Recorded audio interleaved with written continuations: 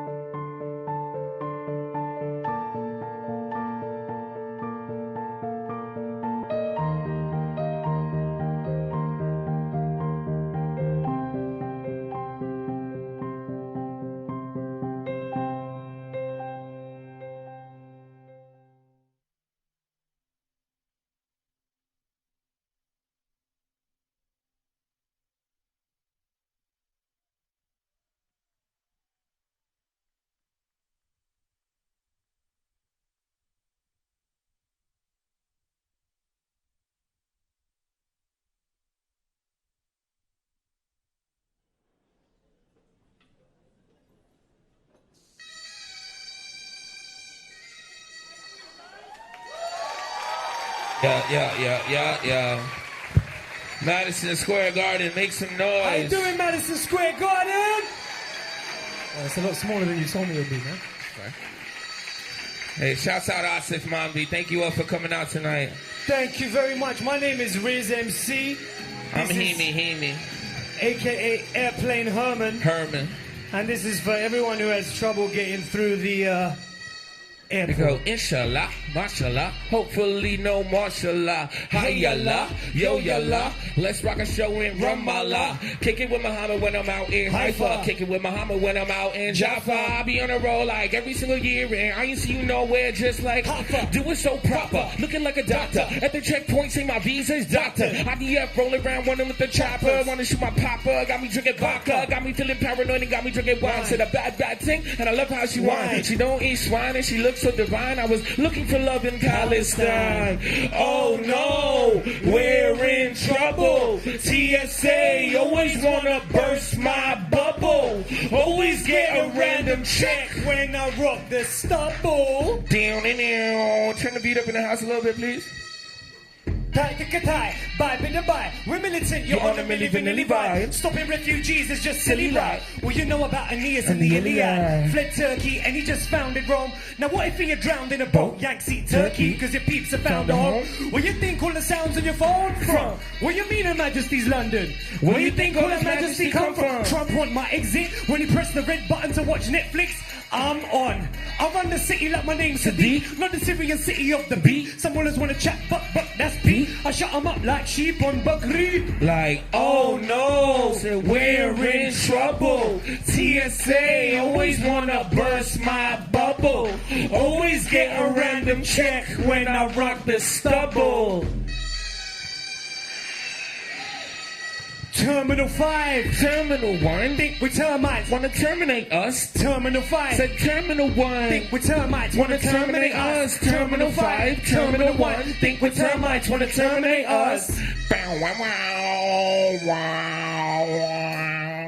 Ladies and gents, thank you so much for coming along today. We're the Sweatshop Boys. You'll be hearing more from us later on.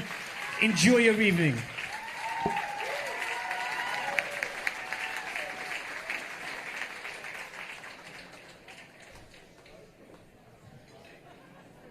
Ladies and gentlemen, please welcome your host, Aasif Mandvi. Hello!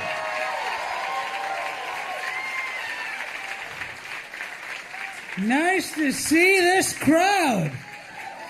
Thank you for coming. You guys paid a lot of money to get in here. Rich people.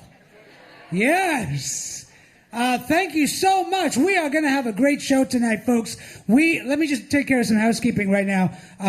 First of all, big hand for DJ Rekha right here. Where'd she go? She gone? Big hand, DJ Rekha, and also for Riz Ahmed and Himanshu Suri. Come on, put it together. Sweatshop Boys. Amazing talent. We have some amazing talent tonight. We've got some amazing comedians. We have some amazing musical acts. We even have some readings and some Shakespeare. That's right. It's going to be coming. It's coming at you fast and furious. Fast and furious.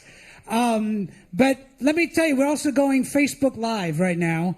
And so we are live on HuffPost, live on Facebook. So everybody, you got these little cards on your table. They're not to fan yourself with, ma'am. They are on the back of the card. It is hot in here. A lot of sweaty bodies.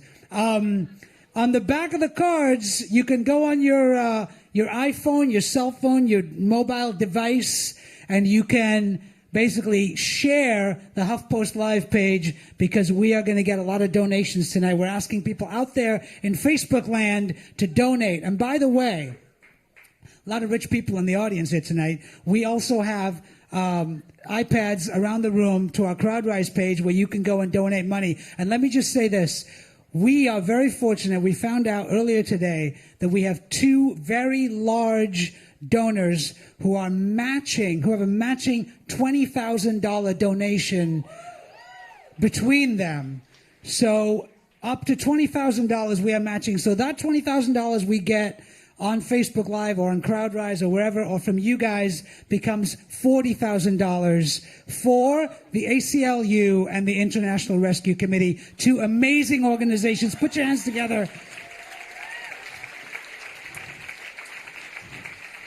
Doing amazing work. And, and there's times where, you got to give Trump some credit. 100 days, A lot of people do not even start with the demagoguery until about 2 years into their first term. But he just started, it's almost, you got to tip your hat to the guy. But anyway, this show is all about immigrants, refugees. We have a very, very diverse show tonight. Do we have immigrants in the house? And how many immigrants in the house tonight? Yes. I am an immigrant. I am an Indian and also Muslim, but I lead with the Indian part. Just because the Muslim part's a little controversial sometimes. But Indian people, you know us, of course, and you love us because of our food and our hirsute women. So, it's terrible. It's a terrible joke. Oh, come on, relax. No, I grew up in an Indian Muslim family. And, a lot of Americans, they don't understand how Indian and Muslim goes together. It doesn't compute for them. It's sort of like seeing a construction worker eat a sorbet. Like, they're like, how do these two things go together? But it was tough growing up in a Muslim home, right? Because I didn't have a lot of things that a lot of my Western friends had, like, the Easter Bunny and bacon bits. And I never got to see my mother's face. Things like that. That's wrong. That's wrong. Fuck you all for laughing at that. You're all racists. No, but yeah. But I'll tell you, the Indian part of me gets away with a lot more because people like Indians, Although I did read this very interesting story recently out of California where there was a school out there that where the young kids were being taught yoga in the mornings when they were starting school. And the parents were really upset because they thought that yoga was going to turn their children into Hindus. This is a true story. And, I read this and I thought to myself, wow, that's amazing because in America, yoga is the whitest thing you can do. There is nothing whiter than doing yoga. There's no Hindus in a yoga studio, okay? There is no Hindu priest. There is nothing. Yoga is to Hinduism what Santa Claus is to Christmas. Like, there is nothing to do with Hinduism. In fact, if you see a Hindu, if you see a brown guy in a yoga class, he's there to fuck white girls. That's why he's there. That's the only reason he's there. He's there for the downward slumdog. That's it.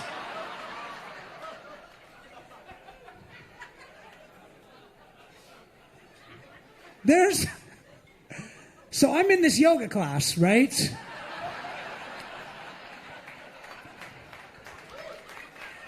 Yeah, that's right, Aasif. Good one.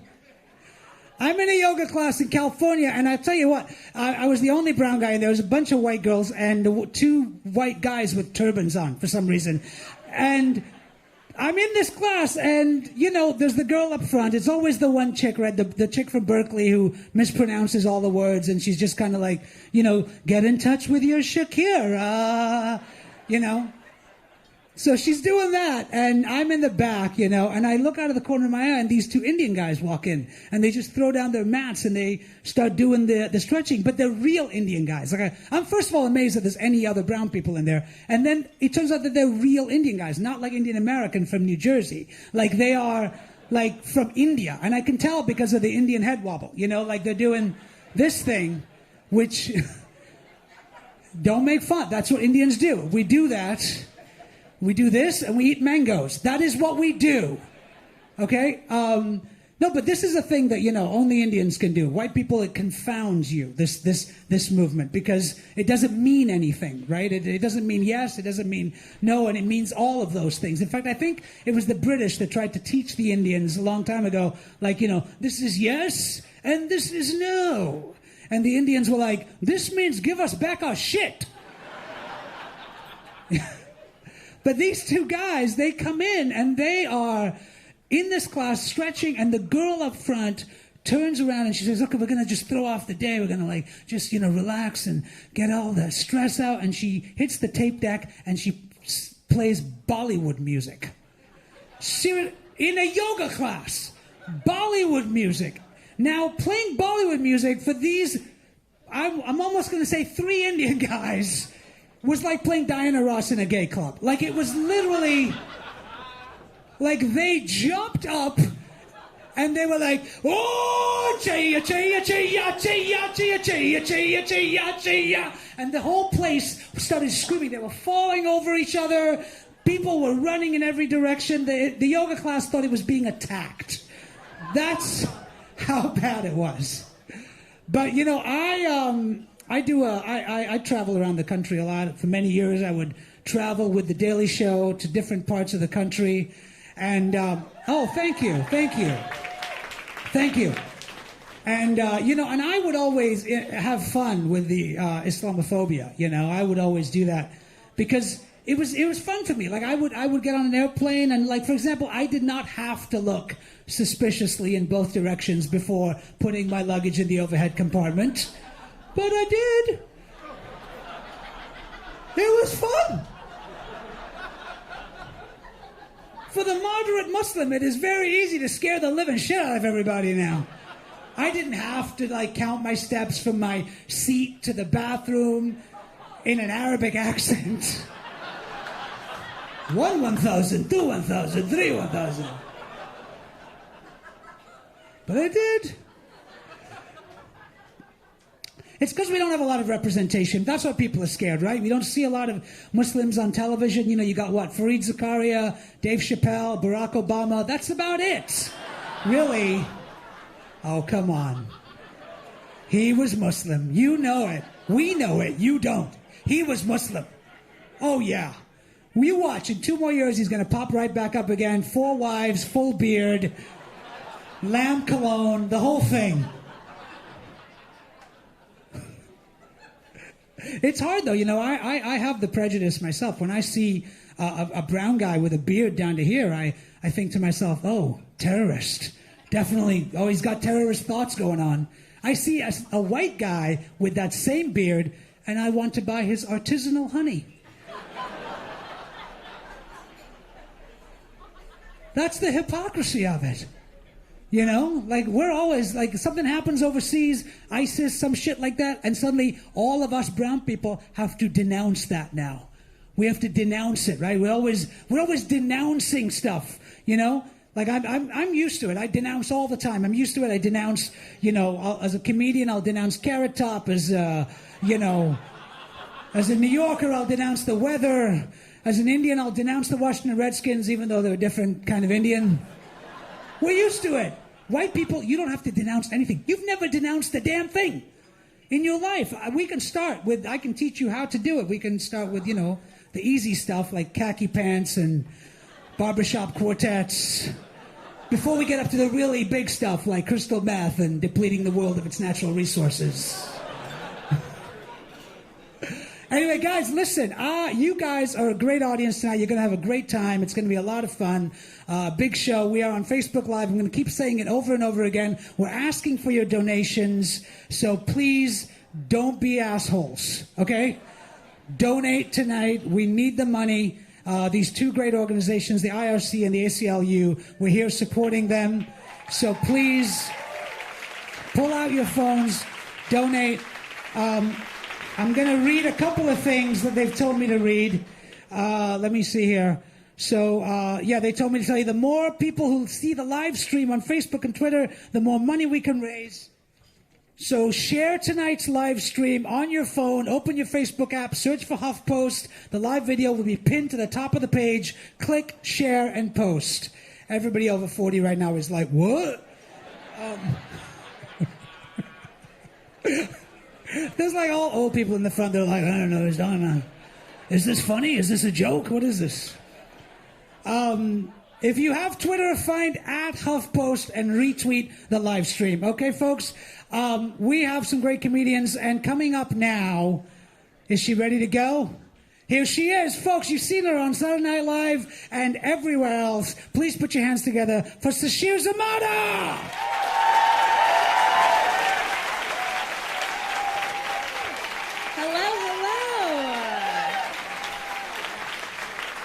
Oh my gosh. I'm so glad to be here. This is such a fun, cool way to raise money for a good cause. We could, it would be easier to do one of those boring edited videos where they have celebrities saying the same word, where it's like, I am a human. Those are boring. But this is fun. We got hip hop, comedy. I've had some gripes with advertising lately. Particularly Friskies. Friskies cat food. I was watching a YouTube video and the commercial that came on before was for Friskies. Seemed normal at first, cats, food. And then got to the end, and the slogan right now is Friskies, for cats, by cats. And it went by so fast, I was like, that can't be it. And I researched it and looked for more ads, and there's a lot of ads saying for cats, by cats. And I guess there's a world where no one at Friskies has heard of FUBU, but I don't believe it. Maybe a lot of you have also not heard of FUBU. I'll explain. FUBU was a clothing line for us, by us, for Black people, by Black people. It was created because at the time there wasn't a space for Black people to be successful in the clothing industry. So they made their own lane and became very successful. So Friskies took that and gave it to cats. That's a different level of cultural appropriation. Not even a different race, a different species. Also, by cats? No, I don't believe you. How? How is it by cats? I know it's not by cats because I don't make the food, robots do. And if it is by cats, prove it. Give me that commercial. Show me a commercial in a factory with cats in hard hats, putting food in a little can, sealing it up, and moving it down a conveyor belt. Otherwise, I don't believe you. I'm also getting tired of femertizing. Do you guys know what that is? It's like advertising with a feminist lean to it, because I guess brands have got hip to the idea that if you put feminist values or morals in your ads, you might sell more. And it works. And a lot of people do this, like Dove does it, Gap, a lot of clothing brands. And I'm all about female empowerment and like people telling me that I'm awesome, but I love that. But some brands go too far. The latest culprit I've seen was Brawny paper towels, which, like, who was asking for that? So on their packaging for the month of March, for Women's History Month, they were putting a female brawny person. I guess they usually have like a male lumberjack, and so they were like, we'll do a woman. Female brawny person, and you couldn't even see her whole face. It was like her mouth to her tits, which is the important part, you know, just what's gonna suck my dick and where do I come? Right here.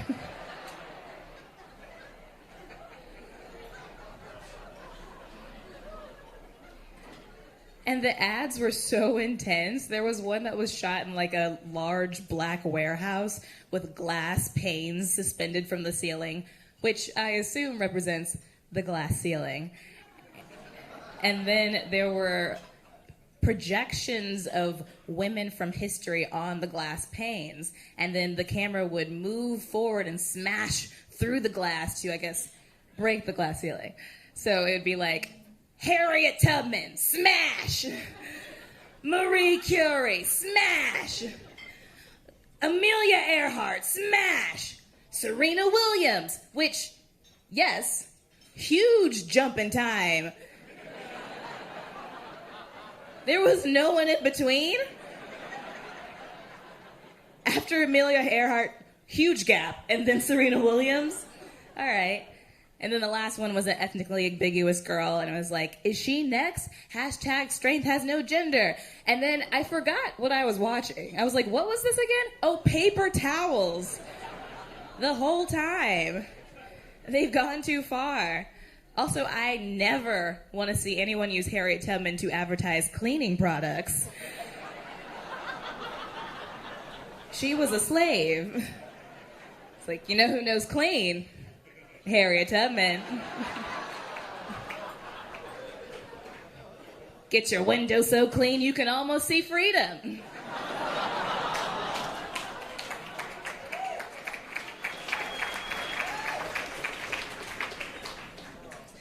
There's a lot of crazy stuff happening in the news right now, and I'm worried about how it's influencing the children. Because they can see everything and they can hear. They're very influential. Like, I saw video footage of these kids in Michigan in their cafeteria screaming, build a wall, build a wall. And it's like, unless that school only has 3 walls, that's unacceptable. Like, if they need a fourth wall, yes, build a wall. They're cold, but... And I get it. Kids are sponges. I used to learn life lessons from everyone. I used to learn lessons from my dog. I remember when I was like 5 years old, I was petting her against the grain, the wrong direction. And she was growling, but I thought that was purring. I thought that was a positive noise I was receiving. And she bit me. And then my next memory is my mom putting me on the kitchen counter, cleaning the blood off my hands. And she goes, "Did she say no?" And I was like, "I don't know, I couldn't tell." And she goes, "Growling means no, and that means stop what you're doing and don't do it again." And that's how I learned about consent.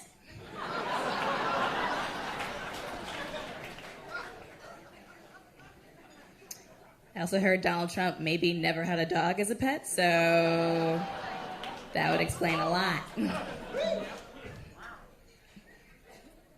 Have you guys heard of this date rape drug, or like this nail polish that can detect date rape drugs? It's cool. It was invented by these college kids in North Carolina. The idea is that you paint your nails in advance to prep for what could be the worst night of your life. Just in case. And if you go to a bar or a club and you feel like your drink has been tampered with, you put your finger in the drink, and if the nail color changes to a different color, then you know someone in that bar thinks you're pretty. What a self-esteem boost. I was talking to a guy in a bar, and I was just listening intently to what he was saying, but I guess my face fell into a neutral pose because he called me on it. And he goes, "Oh, you must suffer from resting bitch face." Has anyone gotten that? It sucks. Like, first of all, I hate that the term even exists. Like, if a woman's not smiling all the time or looking happy all the time, she looks like a bitch. Which is also crazy because I know what I look like when I'm being bitchy. I look like this.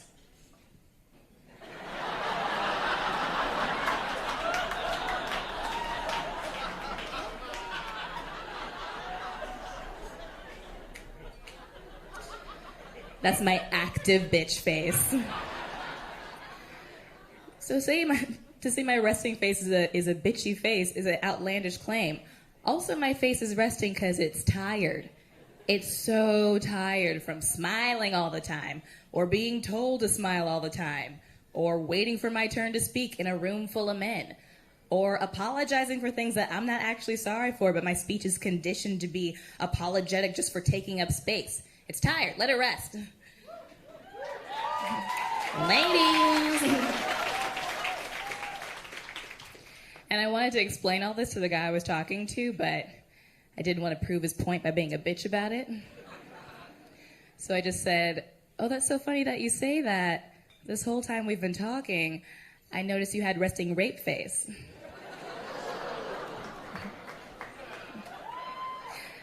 I also noticed that my nail color changed, and thank you for the compliment. All right, thank you guys.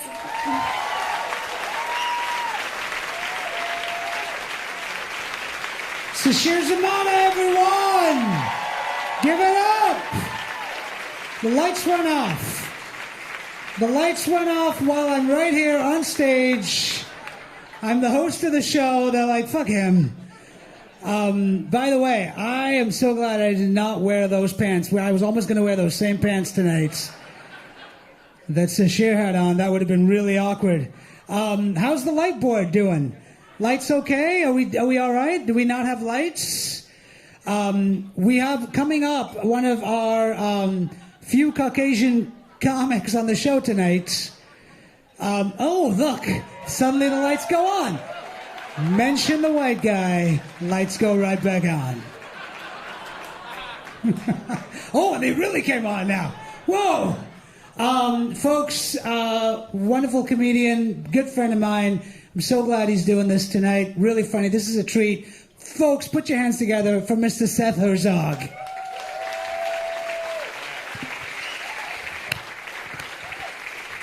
Give it up. I love Andy. He's one of my best friends. Andy's the best. Oh my God, look at all these beautiful white people celebrating immigration. I don't know what side of the argument you're on, but you're all here. But you made it, whether you, I don't know if you're for it or against it, be like, I'm going to that immigration thing. Whatever it is, I feel something about that. Yeah, the world is crazy now. It's much crazier than we ever thought it was going to be. Things are nuts. I'm still in disbelief about Donald being the prez. I really am. I genuinely think, yeah, I'm in disbelief. I really am. It's weird. It's still very weird for me. I still think that he's going to pull off his face and it's going to be David Blaine. I really believe that, and that would make more sense. I'd be like, oh my God, it was David Blaine the whole time. He commits. He really commits to his bits. That's like a 4-year commitment. I know. Things are changing quick every day. I heard today, Black Friday is now called All Days Matter. It's a new law. New law just came down. I don't know. You can't change it. It's real. I know. I just think of it, the way I makes sense to me in my head is I just think we've somehow elected an 8th grade mean girl as the president. Just tweeting too much. Everyone's a loser. You know, Liz Warren's a loser. No one wants to sit with her at lunch. She's gross. Ick. I think every time he tweets something, he thinks it's just a law now. You know, I don't like squirrels. They're annoying. All squirrels are now called Rosio ferrets. The new name. It's a law. I tweeted it. The one thing about him tweeting too much is that we'll know for a fact if there's aliens. There's no way he'll keep a secret for more than 5 seconds. As soon as Donald meets the aliens, first thing he'll be like, oh my God, just met the aliens. She's like a 2. Bring me the hot aliens. I need to marry a new one soon. It's her birthday. Why would he do that joke? It's her birthday. I'm sure you all knew that. It's true. Things are nuts. I was a Bernie fan. Anyone else? I loved Bernie. New York loved Bernie. He was the best. He's like all of the Upper West Side rolled into one person. Right? He was the best. If you don't believe me, go to Fairway any day before noon. Like at 9 in the morning on a Wednesday. It's just all Bernie Sanders running around. That's the whole store. Yelling with the guy at the counter. Is this Novi a salty Novi? Because I can't have sodium. Get a number, I'm talking now! That could have been our president. We blew it. He's like, your uncle who will go to the bar mitzvah but will leave super early. I'm not dealing with bridge traffic. I'm leaving at 11 a.m. That could have been our president. I loved watching Bernie speak. That was my favorite thing. I loved watching him talk because it was like he would give a speech like he was typing out every word with one finger on an old-timey typewriter. We have a revolution here from the ground up. Next sentence. And he's always hit the sidebar on the old-timey typewriter. That's when he knew to go to the next sentence. I genuinely believe that's what he thought it was time to go to the next sentence. Like, that was his little thing he did. That's barely a joke. That's just what he did. I know. It's very surreal watching the news every day. I watch the news now like I watch Black Mirror, the show. I get very high, extremely high, and I just sit there and go, this is so close to what could be real. It's almost reality, but it's not. This could almost be happening. That's the best way to cope.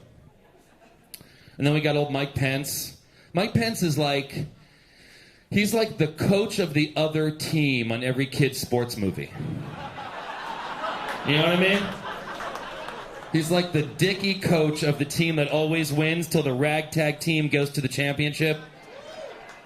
And then he's the guy who's like, wait a minute, a dog can't play basketball! Rule book doesn't say he can't. No! And then his son comes up to him at some point and was like, I don't want your life, Dad. That's a reference for some of you. It's true. It's true. And now we're going to do Facebook Live. Everyone's been live streaming right now. How many more people are watching? 6? 6 more people. 6 more people. Give it up for them at home who didn't bother coming out tonight. But everyone's engaged now, especially on Facebook. Everyone's engaged. People are politically engaged. It's very interesting. Like, you can't go a day without reading someone's 7-page thesis on what we should do in Syria. It's almost too much. There should be a "You're dead to me" button. There's like a "I'm happy, sad, angry." There should be a "You're dead to me." If I read someone's post and it starts, "I don't normally do this, but," and it's 7 pages, like, "You're dead to me, I'm sorry." Why do all of my friends all of a sudden have like PhDs in international studies that they didn't have a year ago? It's like you were literally just posting pictures of what to do with kale for years. That's all you were posting about. And now you have a lot of important opinions on Syria. Oh my Lord. It's true. And I feel like people tried to make everything about themselves, especially on Facebook. Everyone makes everything about themselves, especially even when there's a tragedy. You know, when there's a shooting. The worst was the shooting in France, in Paris. It just gave everyone an excuse to post pictures of how they've been to France. Did you not feel that? Every single post when the French thing happened was, "Oh my God, thoughts and prayers for Paris. I love Paris. I spent a year there at the Sorbonne. Here's 7 pictures of me in front of my favorite bakery in Paris. I love Paris. Thoughts and prayers." No one did that for San Bernardino. No love for San Bernardino. No one said, "Oh, I love San Bernardino. I studied for a year at San Bernardino State. Here's a picture of me in front of my favorite Chili's 2 in San Bernardino." No love for San Bernardino. It's true. All right, I want to bring up a special guest, another friend who's going to tell us an amazing story, all the way from The Tonight Show, the one and only Questlove, everybody. Come on, Quest.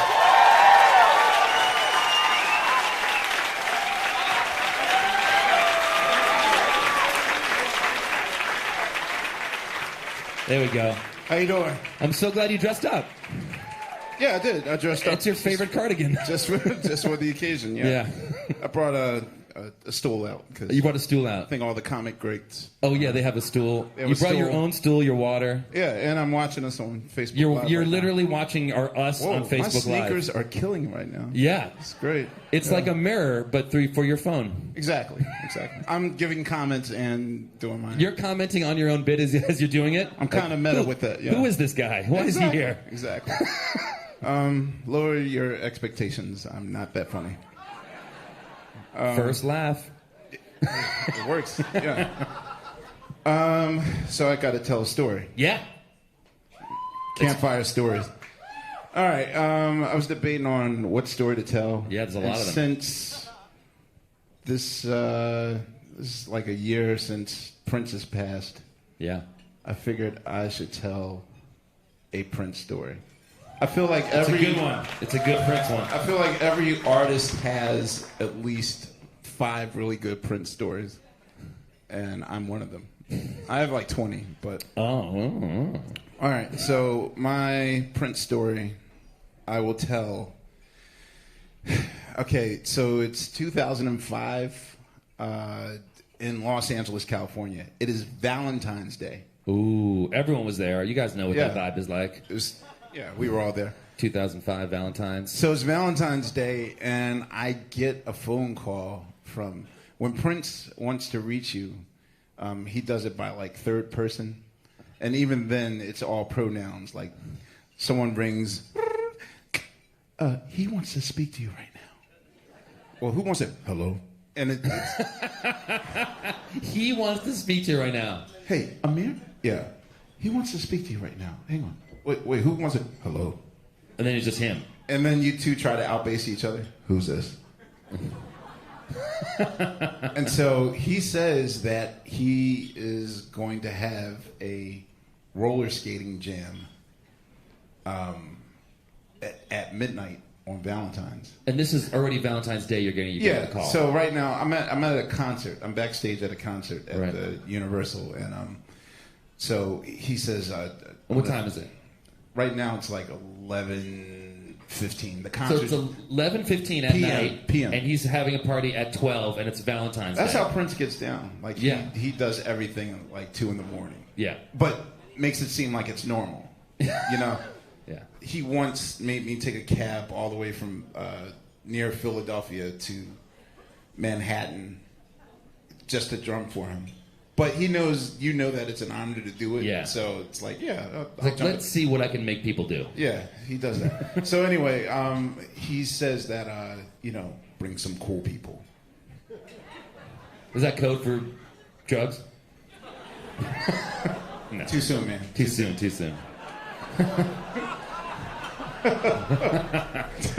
So he says, bring some cool people. Right. And then I said, well, who does cool? Hello? And then suddenly he was like, he's gone. Right. He's going and the assistant's back on the phone. So I was like, what do you mean by cool people? Yeah. He's like, your cool friends, your hip friends. So now the pressure's on me. So I'm going through the phone, like just mass texting everyone. Right. And as I should have expected, they were all in bed. It's Valentine's Day. Yeah. So they were on dates doing their thing. They were doing their exercises, whatever this is. They were doing lifting weights. This is code for. Oh, okay. Drugs. Okay. Yeah. Drugs. Drugs. Oh, if you're Bill Cosby. Yeah. Too soon. No, not soon enough. That wasn't a laugh. Not soon enough. Oh, sorry. I love it. I don't get it, but I love it. Yeah. So I didn't get that. Way to back out the joke real quick. Anyway, so I go through the list, and of course, people are like, hello. I was like, yo, Prince is throwing a roller skating party. He wants you to come. Yo, dog, I'm in bed right now. Like, that was everyone. It was Monday night, so I found no one. So I'm at this concert. Now, this concert is a Jill Scott, Raphael Sadiq concert. And, a lot of upper echelon black professional people are at the show. Right. Raphael Sadiq happens to still be backstage, and he's backstage with Chris Rock and Eddie Murphy. So I'm backstage in Raphael's room saying, hey, guys, Prince is throwing a roller skating party. In like an hour. Yeah, now I feel like my reputation's on the line because I think Prince thinks that I have this power to, make cool people appear. And now I'm just pleading with Chris Rock and Eddie Murphy. Like, would you please come to this party? Right. So one by one, Raphael Sadiq's like, dog, it's midnight. It's too late for that. You should have told me earlier. And then Chris Rock was like, no way. You see these knees? So he's like, no. And then Eddie Murphy, who I don't know. Right. And with a straight face, he's like, hell yeah. I'm going to this party. And I was like, you see it. Yeah. You see it, yes. And Eddie told them, I don't think you guys understand the magic that's going to go down tonight. Like, to see Prince roller skate, you guys wouldn't want to see that just to tell the story? Yeah. Everyone was like, I'm too old for that, I'm dog. too old for that. Right. Eddie gets it. So we go to Glenside. I think it's Glenside roller skating spot. And it looks familiar, like every video I've ever seen and stuff. Like, I recognize this place. My ex and I get there, and it's empty. And I realize that's how Prince parties. Like, he rents out these big, giant clubs and stuff, and it's just like 11 people partying. But we were the first to show up, and now it's like 12:30, and no one's there. But the DJ is still like, she's like spinning, like she's rocking for a whole party, but there's 4 people skating. No, there's no people skating. There's a bathroom attendant. Right. There's someone watching this. When you go get your skates, right, and you give them your shoes. There's and that skates. person. Yeah, and they might be a college student because they're like reading their book and they're kind of tired. Okay, what's size 14? Okay, here you go. Right. And the pizza. I noticed that I felt bad for the pizza more than anything. Like, just sitting there. It's a lonely rotating pizza. No one's eating that pizza. No one's eating. I felt bad for the pizza. Like, whoever made that pizza was unappreciated. Yeah. So we put on our roller skates. I said hi to Rashida, the DJ. And I was like, is it always like this? Like, yeah, he called me at 10 and here we are. I came, I spin, and that's it. And so we did like my girl and I did like 15 laps, and then that was it. Yeah. So I was like, all right, well, it's 1 o'clock. Let me go. Left, and as I left, Eddie Murphy and his then ex-wife Nicole were walking in, and ventriloquist style, he says to me, "If you know what I know, I turn around and put them skates right back on." I was like, really? And then I was like, wait, why am I doing that? Why am I ventriloquist? Right. He's like, seriously? He's like, yeah, go back, put the skates on. Just trust me. Yeah. So I was like, fine. All right. So then I go back. Get your skates put back the skates on. back on. So then Prince walks in. Yeah. And I'm shocked that Prince is carrying his own briefcase. Like, he's there with his crew. You know, like, he walks with swag and that stuff. Yeah. But he's carrying this big, giant Pulp Fiction-like briefcase. Yeah. Yeah. And he walks up and he just slams the briefcase on the desk, like, bam. And then right before he opens it, he looks at me and says, "Where's your phone?" Now, social media does not exist. No, it's 2005. Like, Friendster was barely out, so there was no social media back then. Yeah. So he was like, "Where's your phone?" And I was like, "What, do you want to use it?" He's like, "Check your phone." I was like, "Huh?" Check my phone. He's like, "Yeah, you're not going to keep a record of this." Like, there's no camera on that phone. The cameras just became a thing in that It was like year, a flip phone with you could hold one exactly. picture. And meanwhile, Eddie's like on his phone. I'm like, what about him? Eddie's like, hey, he said you, not me. So I was like, all right, begrudgingly, I gave my phone in. And then Prince opens the briefcase. And just like Pulp Fiction, I see this glow on his face. And it's like a rainbow glow. Mm-hmm. And he pulls out a pair of the most unique, translucent, clear skates that light up. So it's somewhere between the Billie Jean video and Olivia Newton-John's Xanadu movie. I get it. And then for extra added attraction, when the friction of the wheels hit the ground, little sparkles, little sparks. And we didn't even know if that came from the skates. That could have been just whenever Prince walks, the sparks just happen. Absolutely, yes. It was magical. Yeah. And then I realized that's what he wanted. So now it's 4 couples. It's if you remember Larry Graham of Sly and the Family Stone and Graham Central Station, funk pioneer. Yeah. Larry Graham and his wife skating, and he's in his 70s, so naturally, like, he's going like slow. He can barely move. Yeah, like he was like that. Yeah. Me and my girl were doing fine until we get to the corners. It was hard to do because it's hard to hold hands and be like debonair. And then Eddie and his wife were going like slow, but Prince was like all over the place. Dog, he was like on Olympic level. He could twirl and pirouette, doing flips and he could do it backwards and all that. Yes, he was doing everything, and so he was amazing on these skates. And then suddenly, the night ended. Now, cut to 5 years later. Right. At the Tonight Show. Eddie Murphy's on the show. Right. And this is the first time I'm seeing him since that night. Right. And I sheepishly walk up to Eddie because I don't know if he remembers the night or not. Right. And I walk up and I was like, yo, I don't know if you remember this, but do you remember that? And Eddie interrupts me.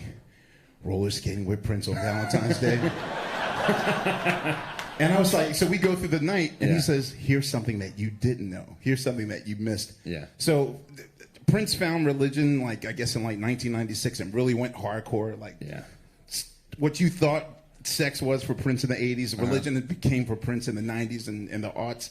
So at one point, Eddie Murphy says that while skating, Prince managed to come up and do like a double, whatever that thing is, and land it backwards and said, so Eddie Murphy, when you going to give your life to Jehovah? That's my Prince story. Thank you. Questlove, everybody. Give back to Aasif Mandvi. Thank you. Seth Herzog, Questlove, give it up. Thank you for doing this, guys. All right, we're going to keep this moving. We have a big treat for you right now. Put your hands together for the one and only, I can't believe she's here, ladies and gentlemen, Wanda Sykes.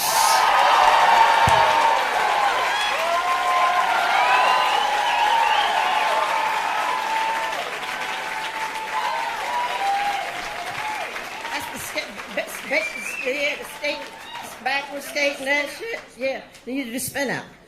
Hello, everybody. Oh my God, I'm so happy to be here. Big hand to the ACLU. Yes. And the IRC, give it up for them. Yes.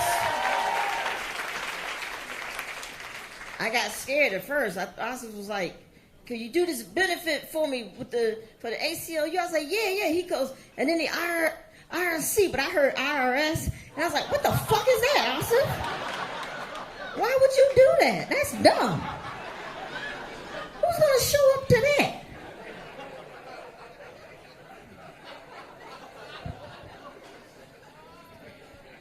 So anyway, I'm here because I support you people. We need to raise money for them for everything they do because the world is just crazy. It's just mean. You know what it is? It's mean. Yes. Do I blame Donald Trump? Of course I do. He's made everybody mad. Everybody just angry. Yeah. Just everyone's just angry. Just being mean, you know. And I see how it has just like wastes over everything, all walks. You know. I saw today, I'm watching TV, Peter, who I support Peter, they went after Patti LaBelle. What the fuck?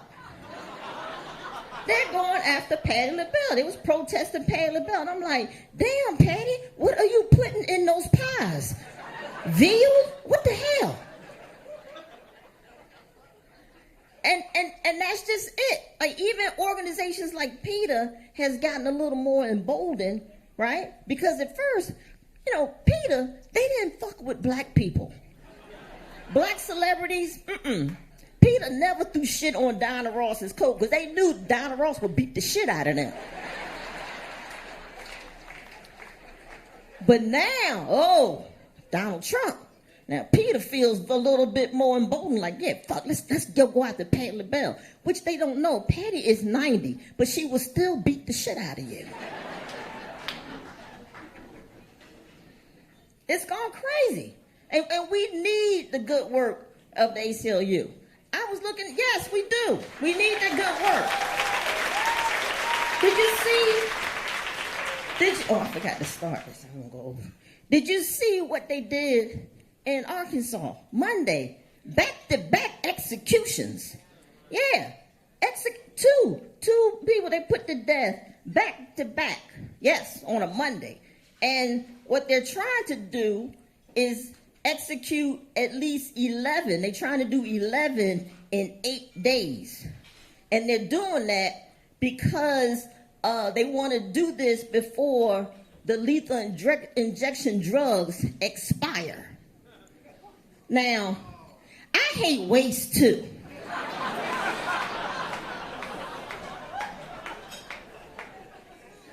But damn it, this is going too far.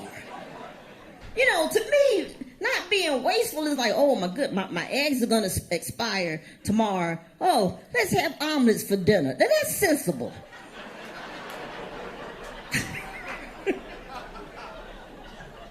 But to go on a killing spree because your drugs are gonna go bad? What the fuck?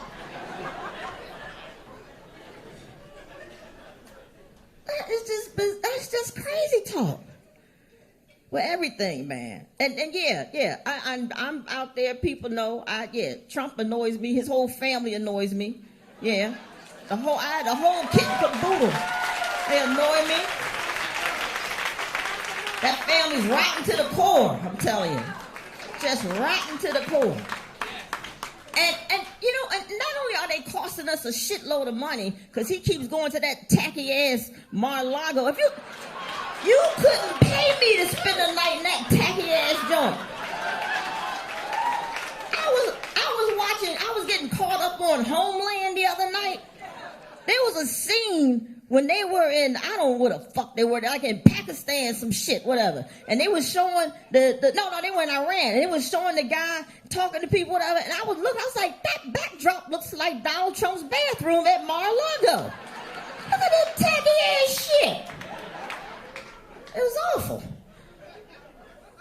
costing us money. Milana, whatever, won't take her ass to D.C., but I can't fault her for that one either.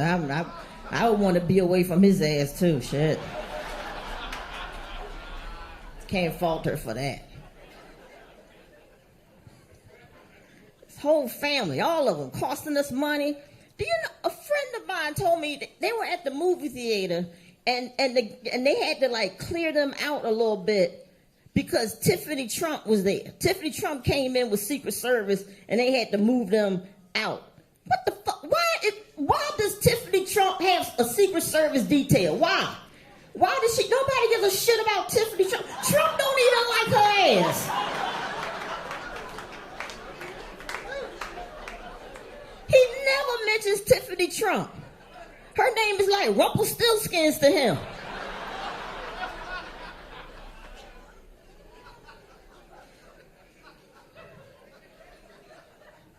Tiffany Trump does not need Secret Service detail. First of all, I have no idea what the girl looks like. You could be Tiffany Trump. I don't know. I don't give a shit. I don't know. Why does she have... You know what she deserves? She should have a mall cop. That's what she should have.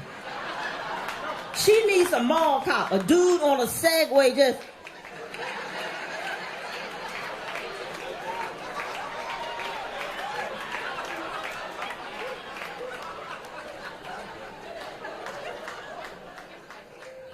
Hold on, Tiff, hold on. Sir, I have Miss Trump. I'm gonna need you to move over. Oh shit, wait a minute. Need you to move over there.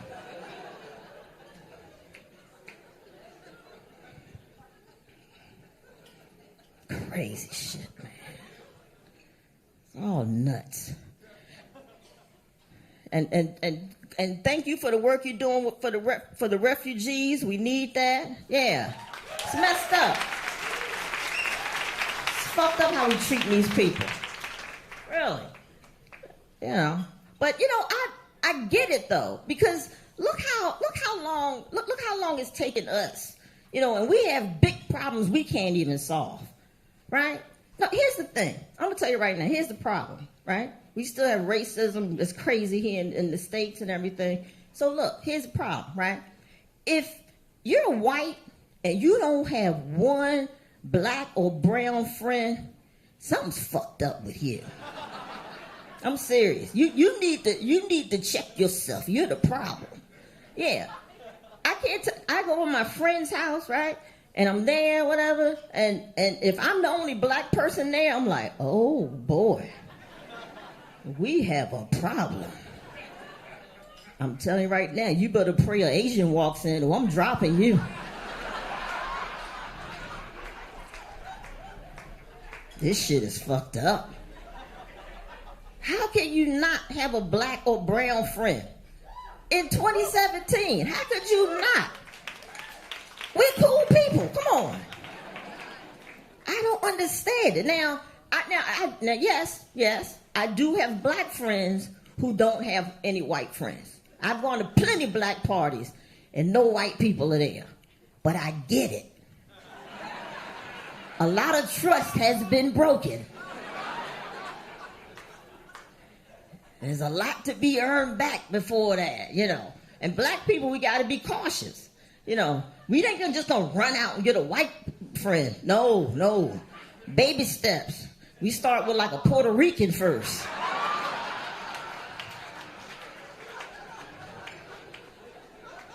Baby steps. But that's the problem. That's the problem. Sorry. White people too tight upon this shit.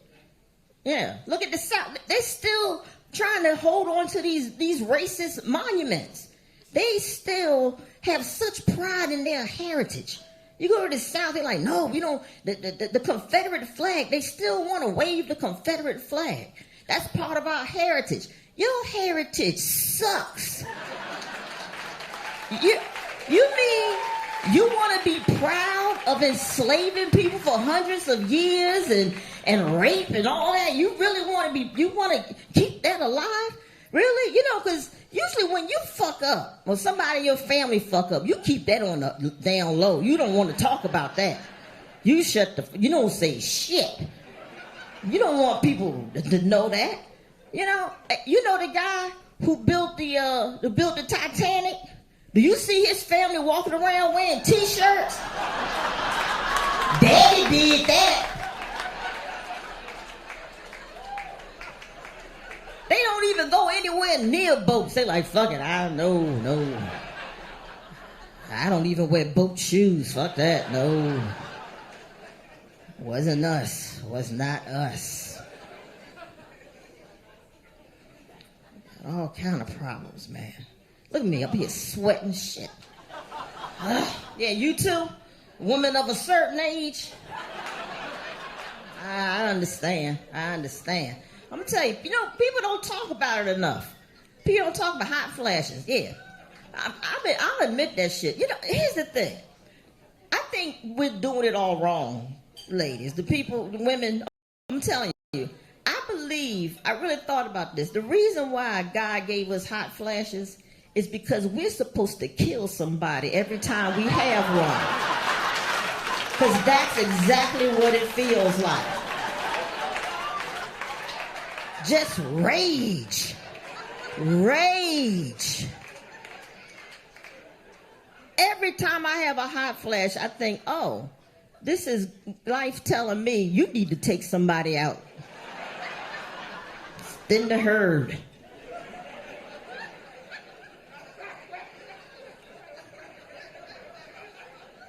They tricked us. That's what they did. They tricked us. All right. Okay, I got to get out of here because y'all have like 1,000 more people on this damn show. So, I appreciate y'all. I do. I love you. Donate big. The people at home watching it on Facebook and streaming, watching it, please donate. We need the money. We got a lot of big lawsuits and a lot of people we got to take care of, all right? Thank y'all. God bless you. Good night.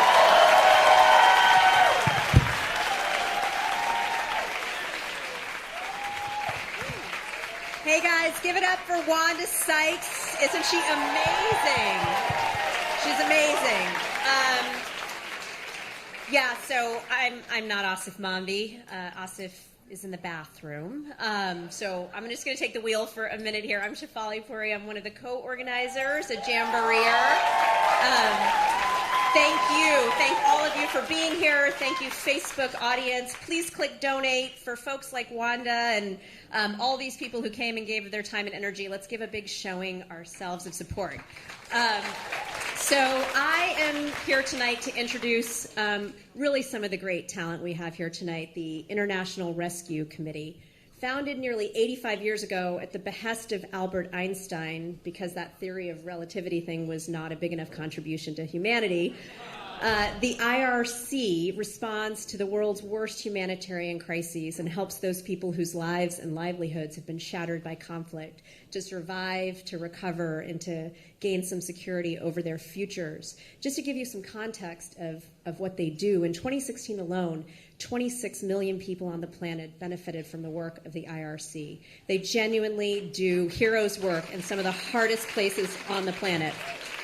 So it is a tremendous honor to have here with us tonight, representing the organization, the Senior Vice President of Policy and Practice, Jody Nelson, and one of the IRC's terrific celebrity voices, Sarah Wayne Callies, who you can see starring on Prison Break, The Walking Dead, and Colony. Please join me in welcoming them to the stage.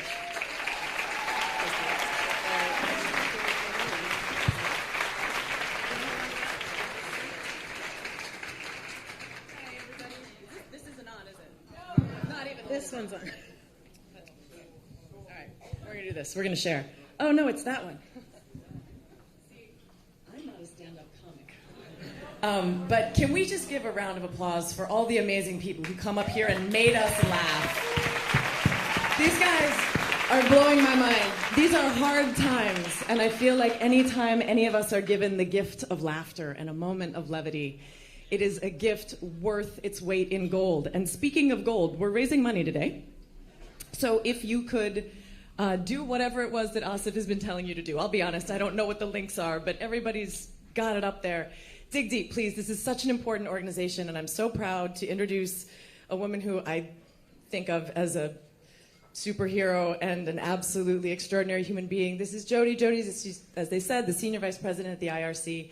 That means that she oversees international programs in 40 different countries.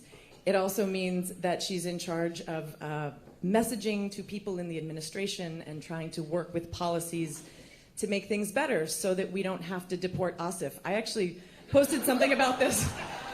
I posted something about this on my Instagram maybe an hour and a half ago, and one of my fans was like, please tell Aasif I'm so sorry. We really love him and we hope he comes back. So, well, the way we're going to do this is I'm going to ask some questions because she's the one that knows all this stuff. And she's going to answer. We're going to start with what exactly it is that the IRC does and why is it important right now? Thanks, Sarah, and thank you so much. I don't work at the IRS. I work at the International Rescue Committee, as Sarah explained. IRC is an international non-governmental organization. We work in about 40 countries worldwide and in 28 cities in the U.S. That kind of trajectory, working both overseas where conflict, displacement, and poverty hit people in their homes, and also in the U.S., where less than 1% of the displaced get resettled, is what makes IRC really unique. So in those contexts overseas, we support the displaced people, host communities where they live, and sometimes in situations of tremendous crisis, we obviously don't distinguish, if you're war affected or a refugee, we only help those people.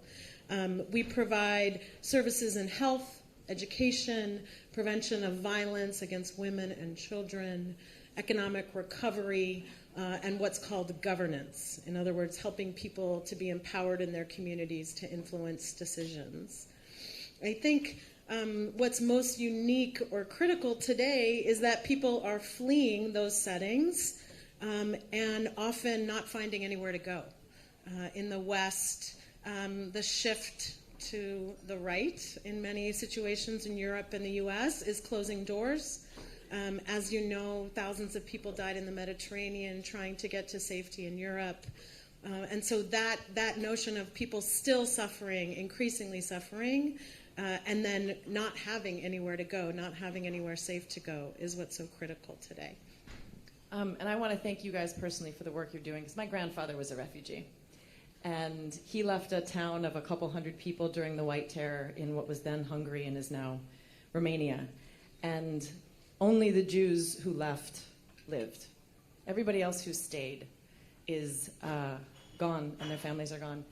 And my grandfather got here with almost no money, and by the time he was done, he was running Fred Astaire dance studios in Chicago for Fred. So this is what refugees do, right? They come, they start businesses, they become artists, they contribute. And this is one of the slanders that I'm not liking very much that refugees have come to take. We come to give, and we get stronger and stronger and stronger when we come together. Next question. What are the biggest issues for the IRC right now? Because it's a really wonderful time to be in humanitarian services. There's so much support from the top all the way down, which makes so much sense since our president is married to a natural-born American. So, yes, and happy birthday, Melania. I thought you weren't a comedian, Sarah. No, what I'm doing is making sure I'll never work again. I'm terribly sorry. So the biggest issues for us, I'll give the top four, let's say. The first is the crisis in the Middle East. Civil war in Syria since 2011 has caused enormous numbers of displaced people both in the region and also within Syria. The second is an area of the world that you probably hear a lot less about. Countries in Africa, countries like South Sudan, Somalia, Yemen, and Nigeria are suffering from a confluence of ongoing conflict, displacement, and now drought and famine. Because the public's publics in the West are so kind of tired of hearing about that, it's actually becoming an increasingly dire situation for people there. Something like 20 million people directly affected. And the last two issues that are top of mind for IRC today are more policy related, as Sarah implied. The Trump administration's approach to the U.S. resettlement program. So one of the federal government's shining programs over the years, where 9 U.S. resettlement agencies essentially greet refugees at the airport. IRC is one of those. Help families get adapted to Western culture, go to school, get health care, et cetera. That program's under threat. And then the USAID budget is under threat. So 4 top issues. Amazing. And here's just a simple, you can answer this as in-depth or a yes or no. Are refugees dangerous to the United States? No. Why not? The most vetted population that comes into the country. It takes 2 years or more. Like, honestly, raise your hand if you think you could get past the INS, Homeland Security, and a 2-year process where women have to give up an incredible amount of personal history. Like, literally, raise your hand if you think you could make it from a refugee camp to New York. I don't think anyone in this room would pass the test. So they're the safest. They want peace. They want peace, they want peace, they want peace. We want peace. And the final question I have for you is, how can the good people in this room, and thank you all for coming and having the courage to stand up and stand behind what you believe in. This is how we get through it. How can these good people help? Stand with refugees and give money. Sweet. Thank you, guys. Back to the comedians.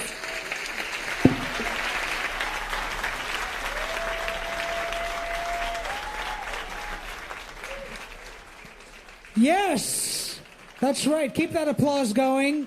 Keep those donations coming out there in Facebook land. Hit that donate button. And we are now, I'm so excited to present our next person up here. I've known her for many, many years. A good friend of mine. You all know her from Spin City, from Friday Night Lights. The applause gets more. And most recently from Nashville. Ladies and gentlemen, we got a treat. Put your hands together for Connie Britton.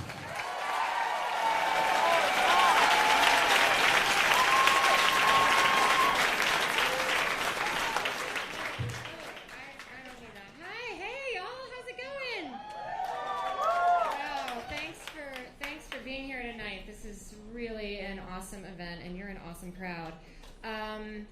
I am going to be doing Shakespeare. That's my joke. Isn't it funny? But it's not really a joke, because I really am going to be doing Shakespeare. Because Shakespeare wrote an incredible speech in a play called The Book of Sir Thomas More in the 1500s. And this, it's one of the, I think it is the only handwritten speech of Shakespeare's that we actually have. But what is interesting about it is that it is a speech that Sir Thomas More gives to a crowd of people who are violently and audaciously trying to remove strangers from their land. And it's really incredibly relevant and powerful. So I was going to share some Shakespeare with you tonight. Laugh at will. So this is Sir Thomas More responding to the crowds who are trying to remove the strangers. And he says, "Grant them removed, and grant that this your noise hath chid down all the majesty of England. Imagine that you see the wretched strangers, their babies at their backs, and their poor luggage, plodding to the ports and coasts for transportation, and that you sit as kings in your desires, authority quite silent by your brawl, and you in ruff of your opinions clothed. What had you got? I'll tell you. You had taught how insolence and strong hand should prevail, how order should be quelled, and by this pattern, not one of you should live an aged man. For other ruffians, as their fancies wrought, with self-same hand, self-reasons, and self-right, would shark on you. And men like ravenous fishes would feed on one another. Say now the king should so much come too short of your great trespass, as but to banish you, whither would you go? What country, by the nature of your error, should give you harbor? Go you to France or Flanders, to any German province, to Spain or Portugal? Nay, anywhere that not adheres to England, why, you must needs be strangers. Would you be pleased to find a nation of such barbarous temper, that breaking out in hideous violence would not afford you an abode on earth? Whet their detested knives against your throats, spurn you like dogs, and like as if that God owned not nor made not you, nor that the elements were not all appropriate to your comforts, but chartered unto them, what would you think to be thus used? This is the stranger's case, and this is your mountainish inhumanity. That's Shakespeare, folks. Now back to the comedy. I'm just honored to be here tonight. Please donate. Please educate. Thank you so much.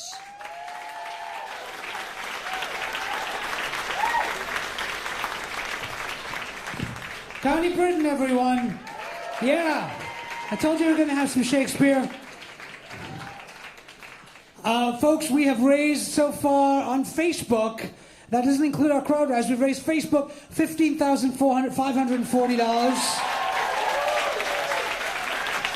$460 more, and we've raised $40,000.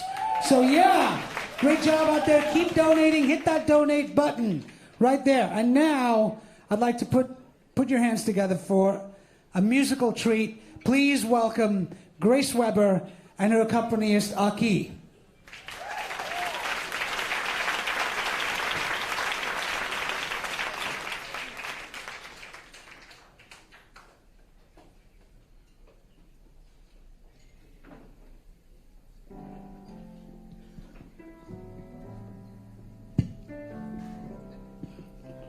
I will get it. Here we go. And, oh, hit my teeth, but we're good. How you guys doing tonight? Good? Yeah. We're so excited to be here. This is amazing. This is an original song of mine. It's called Through the Fire. Oh, no. Oh, no, no. Smoke rising, rising off the heat of the world, lifting silence like a stain. Have you heard words so cruel?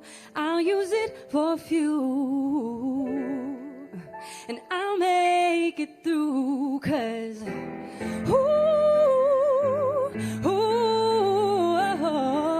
yeah, I'll burn my way through the fire. Yeah. Oh, no, no, no, no. Hey, I'll burn my way through the fire.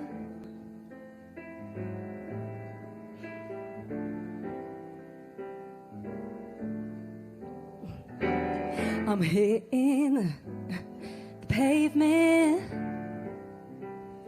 falling off the wheels, but I'm working, I'm reaching for comfort, yeah, no, no, pushing through the night, though I'm hurting, and my eyes are strained, 'cause we're watching a meltdown, but it's just turning, just let me burn it, yeah, I can use that shit for fuel, huh?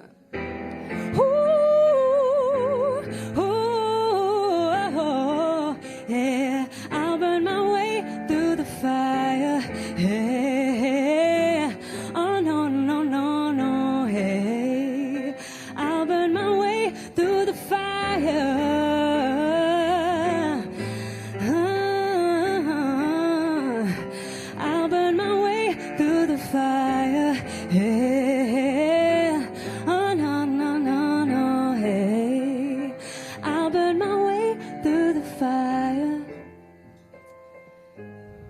All right, so I know you guys have been laughing a lot tonight, but how do you guys feel about singing with me a little bit? Think we can do that? Yeah? Enough drinks in you? Okay, cool. All right, I'm going to teach you guys this part. I've been singing it. Now I'm going to teach it to you. It's I'll burn my way through the fire. All right, here we go. I'll burn my way through the fire. Yeah. All right, and dudes, you can sing it like this. I'll burn my way through the fire. Yeah. All right, let me hear everybody. I'll burn my way through the fire. Hey, oh no, no, no, no, hey. I'll burn my way, smoke alarms in the dark. It's so hard, come so far, but I know. I'll burn my way, smoke alarms in the dark. It's so hard, come so far, but I know. I'll burn my way, smoke alarms in the dark, yeah, come so far. I'll burn my way through the fire.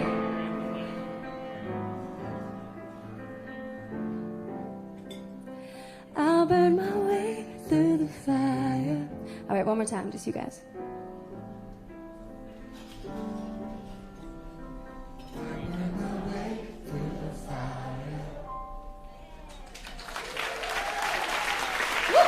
Thank you guys so much. Give it up for Aki Burmese one more time. Thank you for having me here. Thank you for donating. Thank you for supporting. You guys rock. Thank you guys.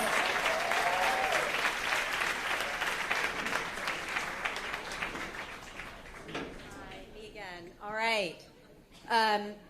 For nearly 100 years, the ACLU has fought to defend the rights and liberties guaranteed to each and every one of us under the laws of this country and the Constitution. If you name a right you cherish, the ACLU has been in court somewhere defending and protecting it. So it is a tremendous honor to have the ACLU's National Legal Director, David Cole, here with us tonight. It's a truly great American institution.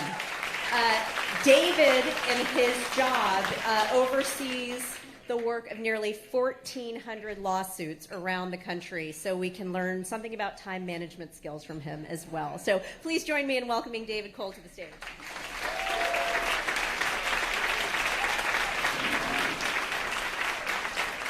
Thank you. Thank you so much for coming out. I realize now that I should put into my agreement to in performing any of these events that I go first, so I don't have to follow Wanda Sykes and this Connie Britton. It's not fair to us. I was recruited to join the ACLU as its national legal director in the summer, and the executive director said, "Look, I got an offer for you that you can't refuse. You've been a constitutional lawyer for 30 years." Practicing under a conservative Supreme Court. What better job than to lead the ACLU when for the first time in your career you will have a liberal Supreme Court? I said, let me sign. Where do I sign? And I forgot to put any condition in there about what happens if, because nobody thought what happens if. Of course Hillary was going to win. Of course we were going to have a liberal Supreme Court. And of course I was going to help shape constitutional law going forward. Well, things changed on November 8th, as we all know, for all of us, certainly for us at the ACLU. And it was a very shocking and disturbing day for all of us. But I have to say that from November 9th on, I have felt more engagement from the citizenry of America around the issues of civil rights and civil liberties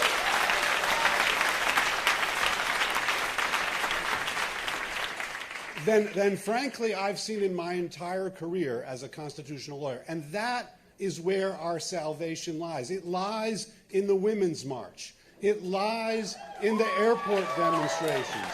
It lies in the March for Science. It lies in the town halls where people fought back to fight back against the repeal of the Affordable Care Act. And we see that at the ACLU. We put out an ad 2 days after the president was elected saying, if you do what you said you were going to do during your campaign, we'll see you in court. It was an ad in the New York Times and the Washington Post. And we did. He issued the executive order barring people from 7 Muslim-majority countries from coming into the country on a Friday, and that night we sued him in court, and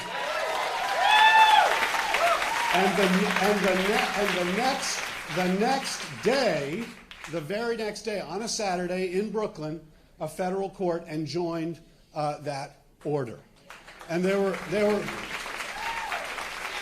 over 1,000 people outside of the federal courthouse that night, brought together by Facebook and Twitter, cheering, ACLU, we stand with you. I can guarantee you that has never happened before in the history of the ACLU. So that's, so we appreciate the support. I tell people, there's a difference between causation and correlation. And here's the proof of that. I started with the ACLU on January 9th. Before I started with the ACLU had 425,000 members. Today, it has 1.6 million members.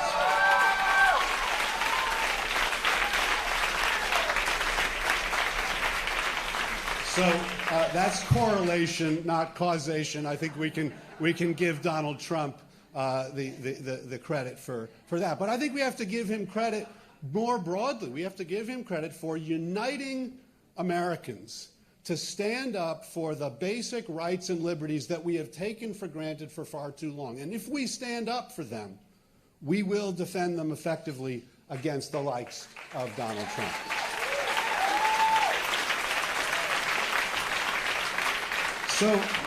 So I think my sense of the ACLU is, we now have this blue ribbon. We never had that blue ribbon. It was on the Academy Awards. We've never been on the Academy Awards. I mean, Aasif Mandvi has been supporting us for a long time, so give it up for Aasif Mandvi. But a lot of other people are coming forward. But when I knew we'd arrived was in the week after that first injunction against the president's executive order. The New York Times crossword puzzle had a clue that said, group that told President Trump, we'll see you in court. And the answer was ACLU. So let me just say, one of the things we have done to try to mobilize all the people who have come to us is to start something called People Power, which encourages people to come together, to engage in citizen action at the local level, to create freedom cities where cities refuse to go along with the anti-immigrant policies of the president. So I would urge you to join us. Let me be responsible for more, for at least one of the 1.6 million members. Join the ACLU because we are as strong as the people who are our membership, and we hope that they will be you. And join People Power and stand up for the rights and liberties that make this country great. Thank you. David Cole, everyone. All right, I got to take care of some business right now. These are big shout-outs for our big donors out there. Shout-outs to Julie in Minnesota. Hello, everybody wave. Ruby from Chicago. Andrea in the Bay Area. Joanna from Sweden. Let's see, Naomi from Singapore. All over the world. People are donating, and they're hitting that donate button, and they're raising money for the ACLU, for the International Rescue Committee, and now, a big treat, one of my dear friends, somebody who has supported the ACLU for a long time, and the angriest man in show business, ladies and gentlemen,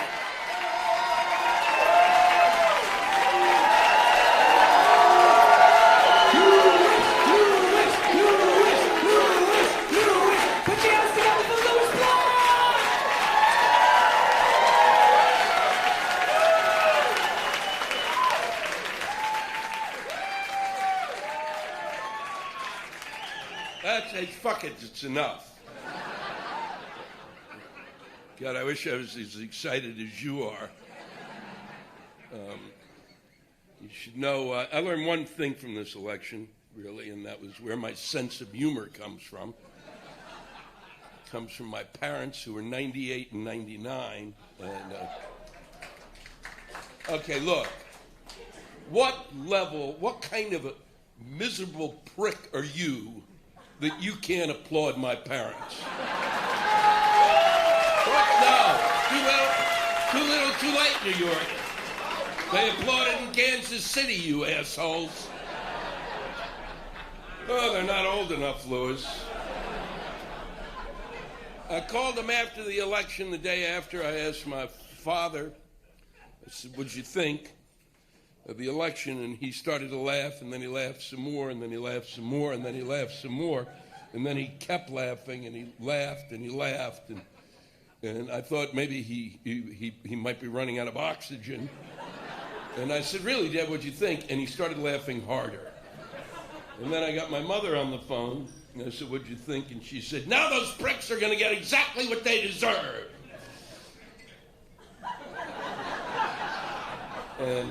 And so here I am. I should have known things were taking a turn when I was performing in Ann Arbor, Michigan, which is kind of a bubble. Yeah, right. Very exciting. And all three of you, boola boola. And it's so left at times, it's like, it gets to the left wing to the point that it's creepy.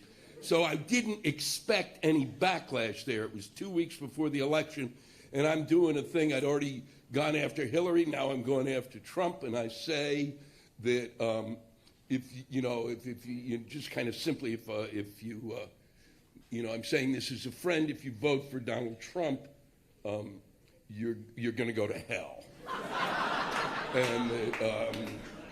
And I know that because God told me. And I thought that's a pretty simple, stupid joke. And this woman, stage right, first row, in Ann Arbor, says you should be ashamed of yourself. Now, because I'm a moron, I go over to talk to her. And I said, what? And she said, you're full of shit.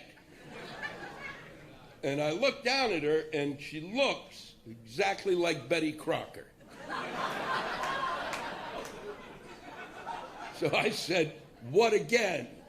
Hoping that I'd maybe misheard her, and she said, you're full of shit.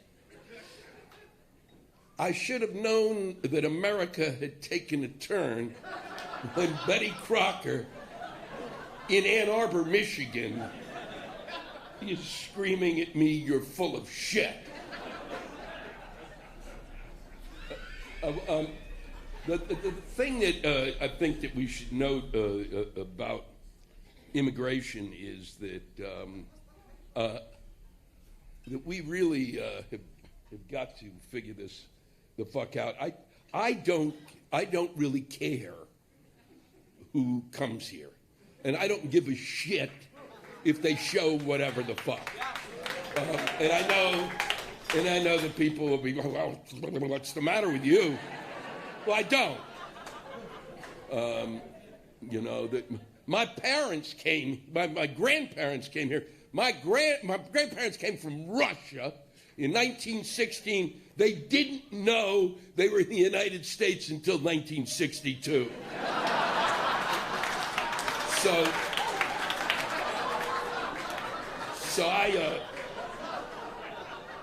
I travel all over the country. Tomorrow I leave here early in the morning for Peoria, Illinois. I go everywhere. You could have 300,000 people come in, Syrian refugees. You could take them all to South Dakota and put them there. And here's the point. Nobody South Dakota would know they were fucking there.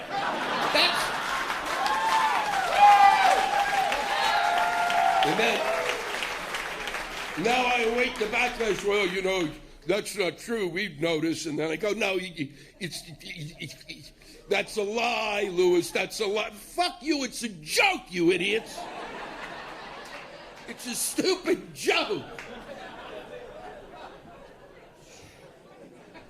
What I feel it is really, truly the most important thing that of all of the commentary, I think the greatest commentary on this election was the fact that nobody, not one of our truly great writers, gifted writers, be it fiction or nonfiction, those of us with the greatest imaginations, watched when Donald Trump made the decision to run for the presidency, that not one of those writers saw that and thought, fuck, this would be a great book.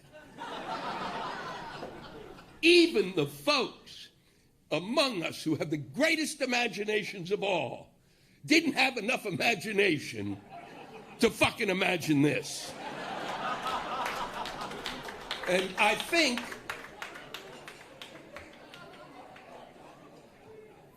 it really, that's why I feel like we're living in fictional times. If this was in a book, you go, fuck, this is a great book. Who could imagine the people that are around him, who could imagine those as characters? I find it hard. I look at Kellyanne Conway, but is she real? I'm not sure. Alternative facts? Who the fuck says that? In a book? Ha ha ha ha.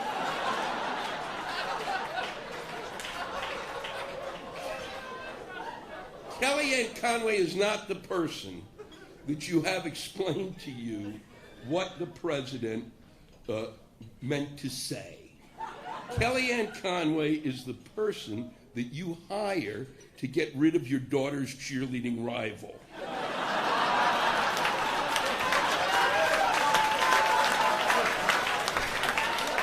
Then there's Steve Bannon, who is, Mr. Bannon, and people yell about, he did Breitbart. I didn't even know Breitbart existed, okay? I didn't. I don't know how the fuck people get messages that this shit's around. But I didn't. Until he became kind of a big figure in this, I did not know it existed. And being Jewish, I'd have liked to know, to at least read it and find out what we're fucking up to. Because there was some shit we were doing, and I'd like to have been a part of it. Bannon is weird. He's the thing with him is that he I find him disturbing, not because of his personality, none of that. What I find most disturbing is he looks like me, or he looks like how I feel when I have a hangover.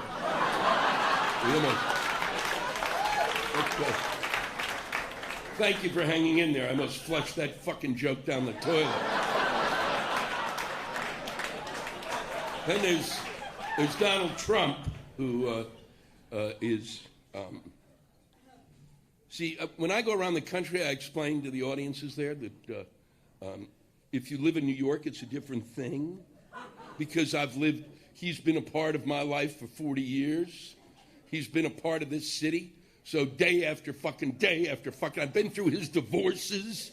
I've been through all of his fucking nonsense. That's why 9 out of 10 of us voted against him. But it had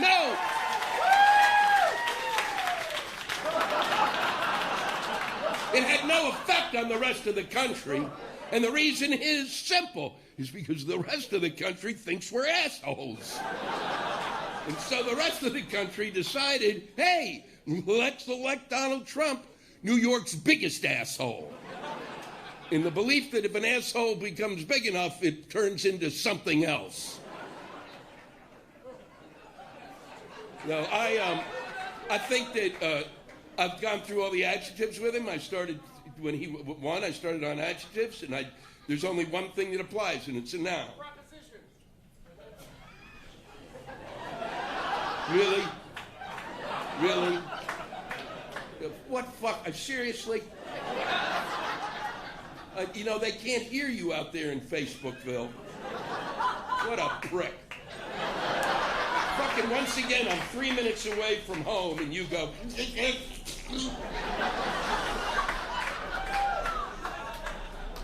Shit, that's why the rest of the country didn't listen to us, dickhead. No, there's a noun. The noun describes him. That is, he's a baby. Yeah, he's a big, giant baby. Biggest baby ever. Only it's an insult to babies. Because babies control their colon better than he controls his mouth. That's a great joke. Nobody likes that joke. Nobody but me. Okay? And that's the same fucking reaction I get in every goddamn audience. This kind of...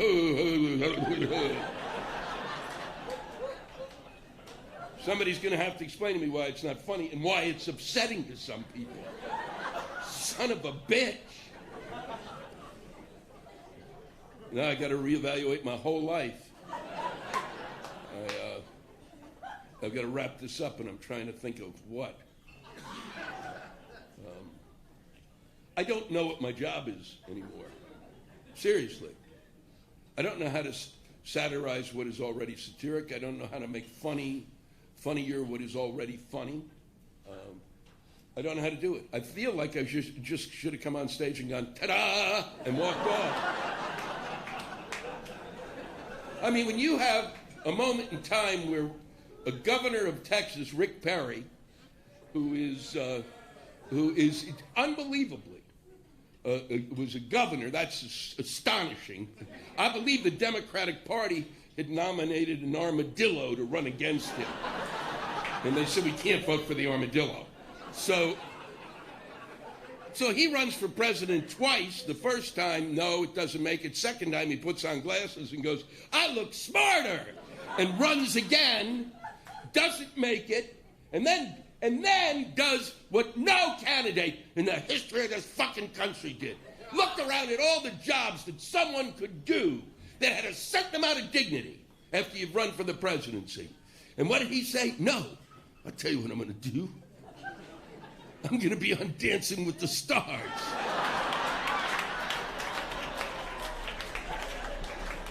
And then this man, who couldn't remember during the debates the name of the department that they were going to make him the head of, is then chosen to be the head of the Department of Energy. Seriously, what's my job? And then what I figure is Donald Trump turned on the TV, he saw him on Dancing with the Stars and went, fuck, he's got a lot of energy. It's been a pleasure. Please donate, please help. It's really important, it really matters, you make a difference. You got to pay a lot of lawyers. Make it happen. Thank you.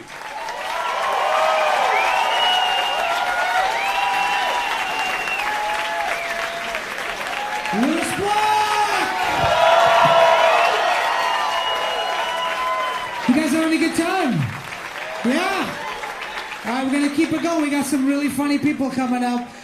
She had the best TED Talk of 2014, and she was seen in the Muslim Funny Fest. Please put your hands together for Maysoon Zayed.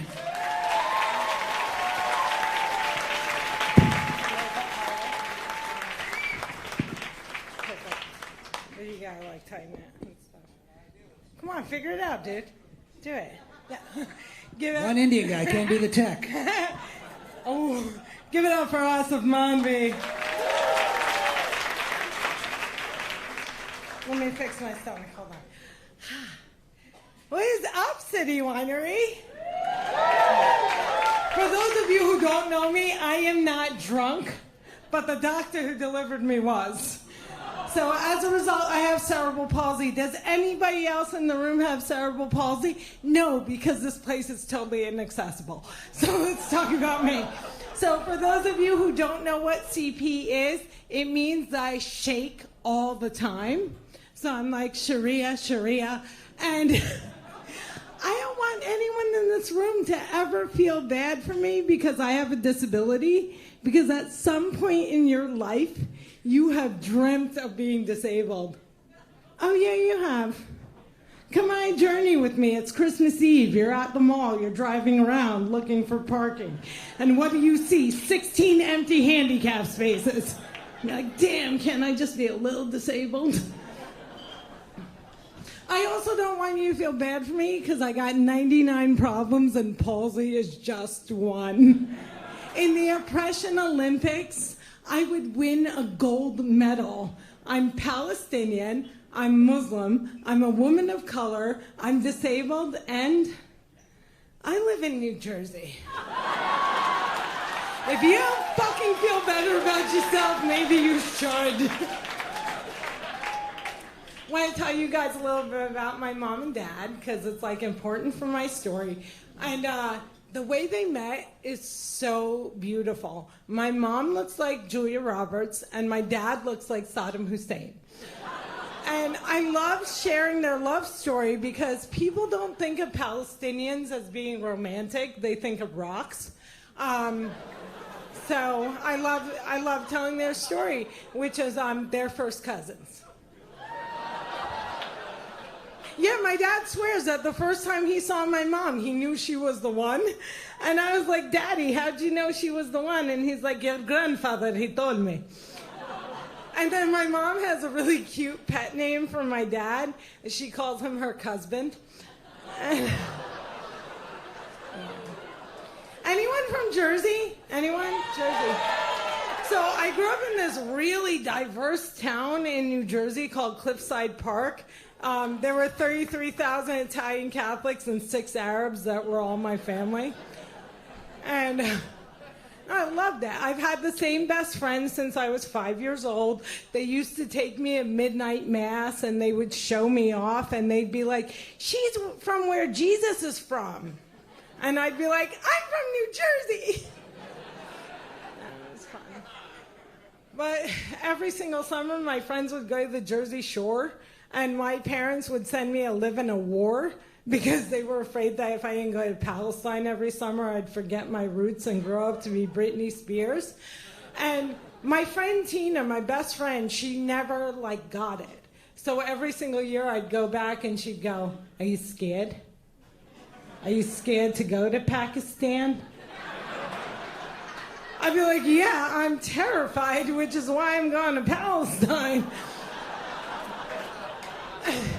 And then I thought about it. I'm like, I'm not scared to go to Pakistan. I'm not scared to go to the Holy Land. I am afraid of going to American airports. Because when I walk in, security sees an Arab trying to board a plane. And you're like, Maysoon, how do they know you're an Arab? You could easily be the lost Kardashian.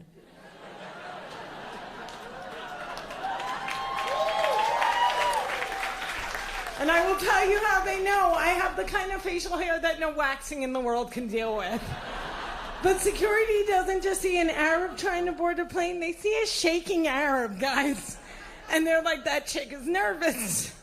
And then my dad likes to drop me off. And as I mentioned, he looks like Saddam Hussein. So now they're like, he's not dead yet. He got better.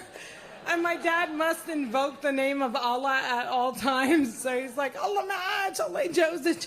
And before you can say jihad, which is a word you should never say in an airport, I'm on the next plane to Guantanamo Bay, which might not be that bad. I'm also Donald Trump's worst nightmare because, you know, again, I'm Muslim, I'm disabled, I bleed from wherever. And I think it's really important that we never slut shame Melania. So I have a nickname for you guys to use for her instead. I call her Bride of Chucky.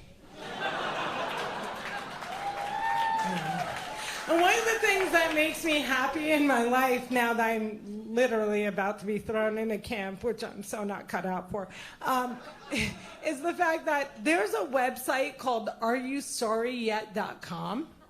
And it's all Trump voters that have regrets now, which is so awesome. And the biggest thing that they regret is that they didn't know that the ACA was Obamacare. So they'd be like, yeah, fuck Obamacare, fuck it, man, I got ACA. And I was like, that's Obamacare. And I'm like, you're gonna die. This is awesome. You're so gonna die. And then I'm like, oh shit, I'm gonna die too. Any married people? Single? Married? Single? Divorced? Always the happiest people in the room. So when I turned 33, I decided to get married because it was my Jesus year and I had to either be crucified or married. And I decided to get married because I had been a bridesmaid 17 times and I had spent $28,000 on my friends' weddings. I wanted to make my money back. Now, I understand what's happening in this audience. Y'all think that disabled people are like happy snowflake angel babies that never grow up and have sex. Wrong, we do. So I had to catch a husband. And I didn't have to catch a husband because I was desperate. Because if I could have married white, I would have married Mike. But my dad swore that he would throw himself off the George Washington Bridge if I didn't marry a Palestinian. And I watched way too many episodes of Law and Order, so I couldn't bear them fishing him out all bloated and shit. So, do you guys want to know where I caught my husband? I went to Gaza, and the reason I went to Gaza is because they got no place to run. It was like catching fish in a barrel. I just framed my passport in a big gold frame, and I was like, you want a visa, baby? And he was like, yeah. So I'm like, pack up your stuff, let's go. And he's like, I have no stuff. So I brought him back to America, and we have like a really great marriage because anytime we get in a fight, it's very easy for me to like make it stop. And what I do is I just look at him really lovingly and I go, do you want to go back? You want to go back to Gaza? I don't think so. Anyway, I'm going to wrap it up because it's time for me to go, but I am so grateful for all of you guys being here. I hope that when you get back to your houses tonight, you'll, Facebook your friends and message your friends and get them to donate to the ACLU, because if it wasn't for them and refugees, I'd be single and that would suck. My name is Maysoon Zayed, and if I can, you can. Thank you.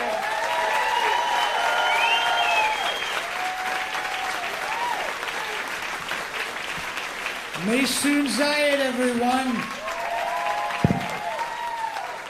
Yeah, we're going to keep this going. We're raising a lot of money. So remember out there in Facebook land, for the 20,000 that we raised, the first 20,000, that becomes 40,000. So even in this room, yeah, woo! Even in this room, out there, we're going to keep this going. We have a wonderful young comedian coming up now. You know her from her Comedy Central half-hour special. Please put your hands together for Aparna Nancherla.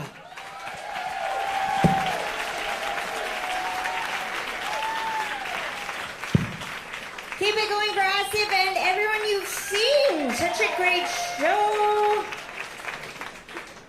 Guys, I'm so glad you came out. I made a resolution for myself for 2017 to show up to things I agreed to do, so I'm glad you guys made a similar one. It's nice. Yeah, I've been traveling a lot outside the States a bit, and it's funny because now every time you leave the U.S., it kind of automatically becomes an apology tour. You have to be like, I'm so sorry. We also know, I'm sorry. But like I was just in Canada for a week, and that was kind of nice because I was like, I'm sorry, and they're like, no, I'm sorry. So it was a nice back and forth, more of a ping pong there. But I also went to Scotland for the first time recently. Anyone been to Scotland? Okay, great. Yeah, just need proof it's real. I went to Glasgow, and it was very cool, but I'd never been there before. And it's funny when you're in a new country for the first time, like you're very impressionable. Like I saw a man zip up his coat really fast, and I was just like, of course, that's the thing they do here. Like you just get sucked in very easily. And does everyone know what haggis is? Haggis? Okay, great. No one's ever excited about it. If you don't know what it is, it's like a kind of a type of pudding, but, the UK has a very different relationship to the word pudding than we do here. Yeah, I feel like pudding for us took a hit after Cosby, the ratings dropped, but, your second Cosby joke of the night, you're welcome. But, for the most part here, it's like a fun childhood treat / dessert. But in the UK, there's just more blood and guts involved. It's a little bit more severe. It's kind of like, time for your pudding. Like, there's just more force behind it. So, haggis, it's a type of pudding, and it's basically sheep, heart, liver, and lungs, finally back together again for the reunion tour. People are asking, they're back.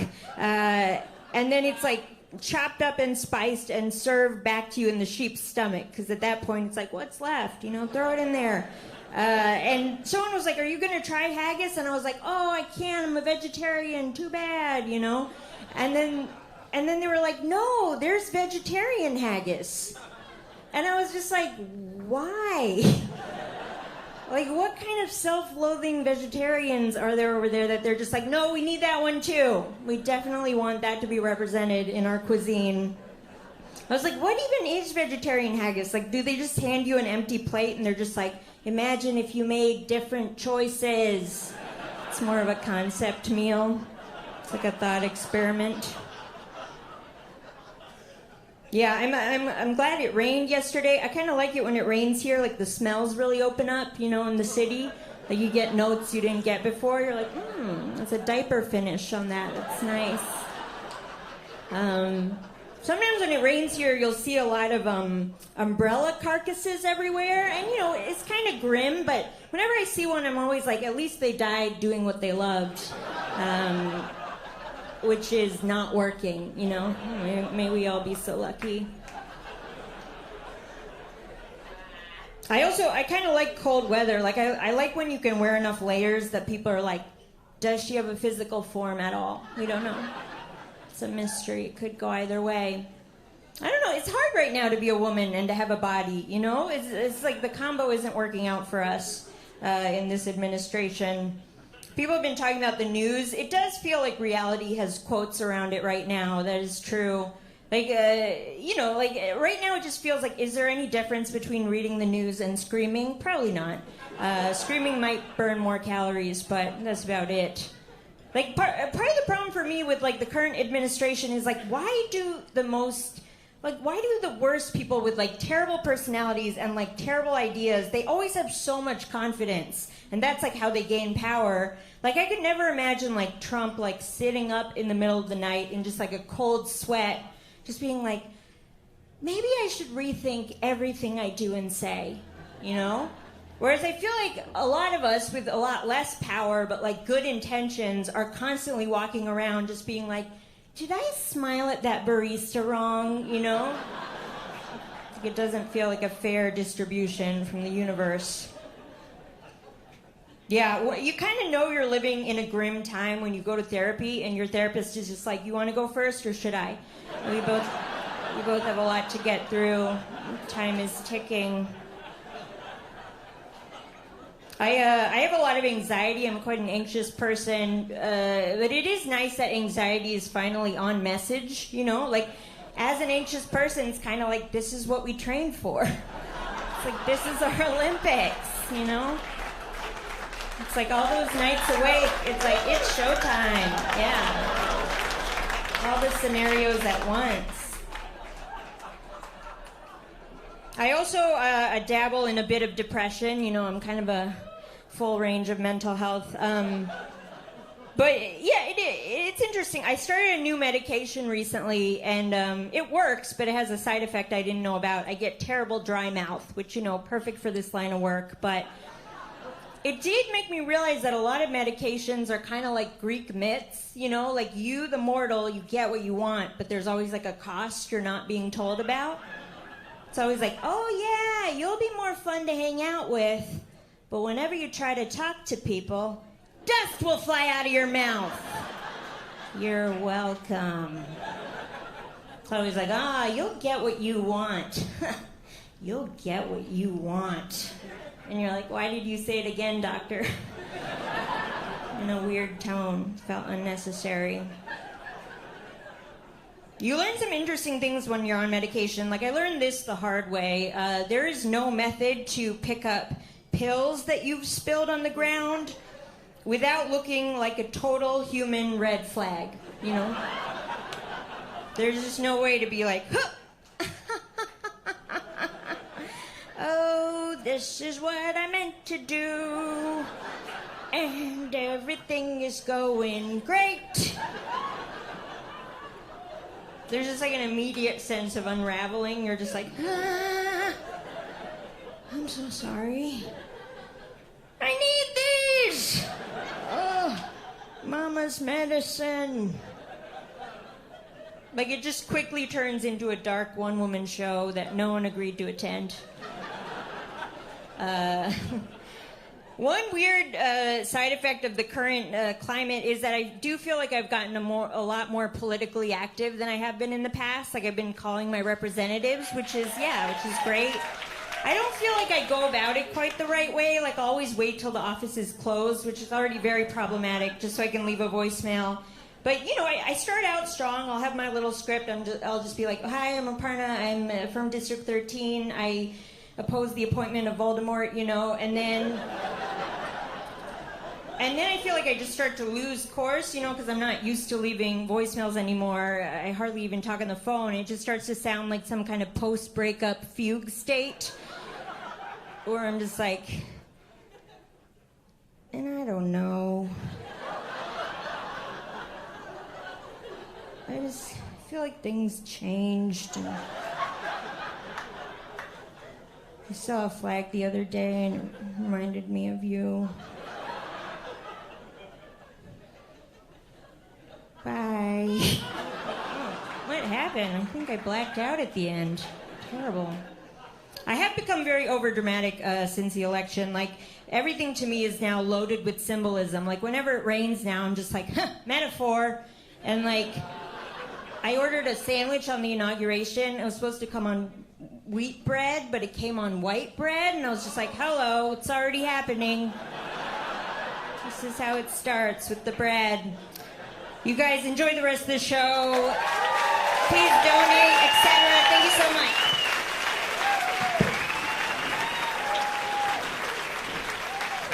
Aparna and Cheryl, put your hands together. Folks, it's exciting. You know, you guys out there in Facebook land and Facebook Live land, we've raised a lot of money tonight, but we're close. We're very close. We're between you guys and the people out there in Sweden and Hungary and Des Moines, we have raised close to $100,000. And we're 10,000 away, including our matching donations. We're 10,000 away from 100,000. So come on, folks, hit that donate button. Give us the extra 10,000 that we can give 50-50 to the ACLU and the International Rescue Committee for all the amazing work they're doing all the time for those who can't do it for themselves, you know? All right, we're going to keep this comedy fest going. Somebody who's a great friend of mine, very funny. You've heard him on NPR, and you've seen him on Nickelodeon. That's right, diversity. That's what we're all about. Please put your hands together for Rajiv Satyal.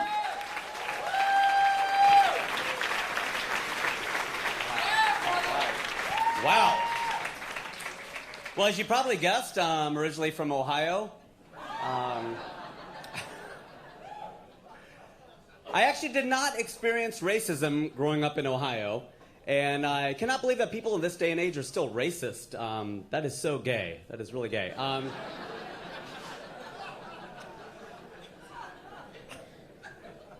Did not experience racism in Ohio. Maybe every now and then some white guy might look at me and go, hey, go back to India.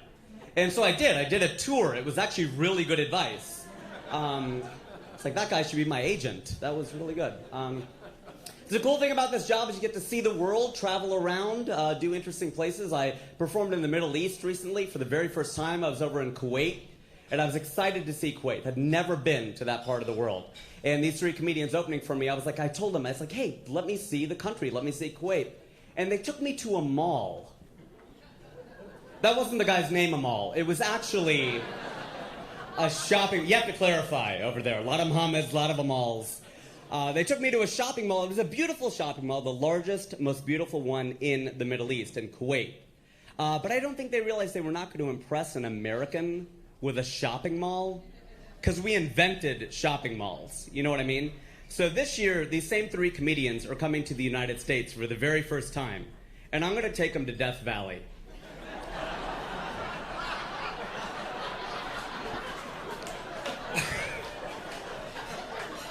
I feel like it's the only way to get back at them, you know? Like, I'll get my revenge. They'll fly for 20 hours, land in California, drive them all the way out to the desert. We have heat. We have sand. Welcome to America. Met a lot of Persians over there in the Middle East. I live in Los Angeles, so I do not need to leave home to meet Persians. I don't know if we have any Persians here tonight. All right. Well, I don't know if you've looked at a map after 1935, but there's no Persia anymore. You know, I'm just saying we can update it. Yeah, I'm just saying you don't meet some guy from Iraq who's like, hey, I'm Mesopotamian. That never, ever happens. You don't meet some Mexican guy who's like, I'm Aztec, ese? No, you're not Aztec. Or Mayan or Incan, whatever it would be. I feel like with immigration, I could sort of see it both ways. Okay, so I'm from Ohio, so a lot of my friends are conservative Republicans, and I understand the argument against amnesty. I get it. Amnesty for illegals, I understand it. I get it. It'd be like, sir, if I broke into your house, and I say, you know I shouldn't have done that, but now that I'm here, could I have my own room? I get it. That joke works a lot better in Cincinnati. Note to self, don't do an anti-immigrant joke on an immigrant show. On the other hand, I feel like as Americans, I feel like we're dicks about immigration. I feel like, you know, we wonder why people want to come here, and yet we say it's the greatest country in the world. Well, of course, the advertising campaign is working. People want to come here. And of all things, we put a state called New Mexico on the border.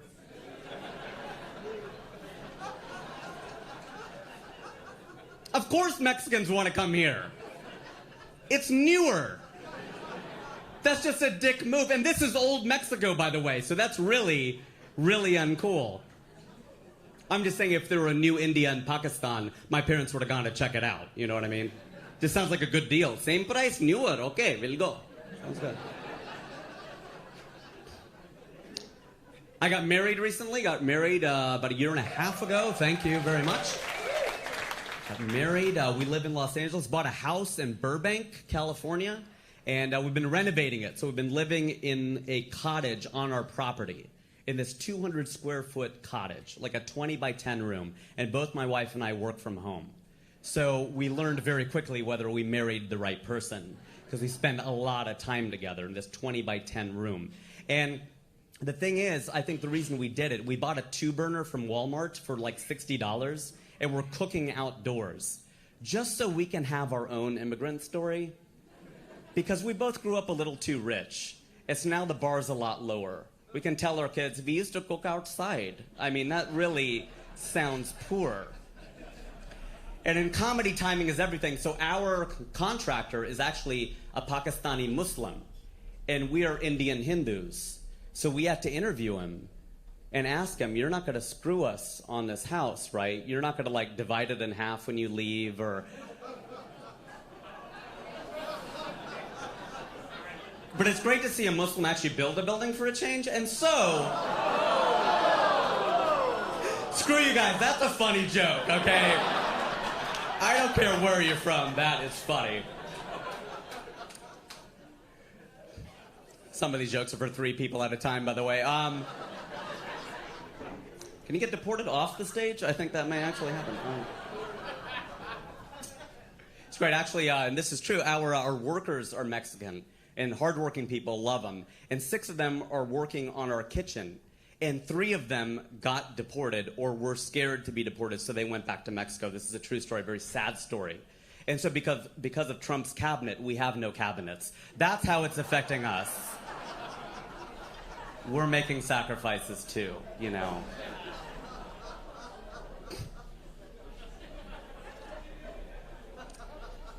I met my wife online. I don't know how many people are doing the online dating thing, the apps thing. Yeah, right? It's the thing is, and she's from Austin, Texas. And I was living in Los Angeles, California. So everybody wants to know, well, how did you guys meet if she was in Texas and you were in California? Well, the thing is, if you are familiar with those apps, you can go into the settings and change the radii. Okay, so you can change it to like 25 miles, 50 miles, 100 miles, desperate. So mine was set to desperate, and that's how we met. And actually, she's the only degree of success I had with online dating. I could not get a date, and then I met my wife. So I'm like a vegan who only eats steak. You know, I just go right to the top. Like, do you do drugs? Just heroin. Just don't mess with pot. That is really dangerous stuff. Got married in Austin, Texas. We did a full-on Cowboys and Indians wedding.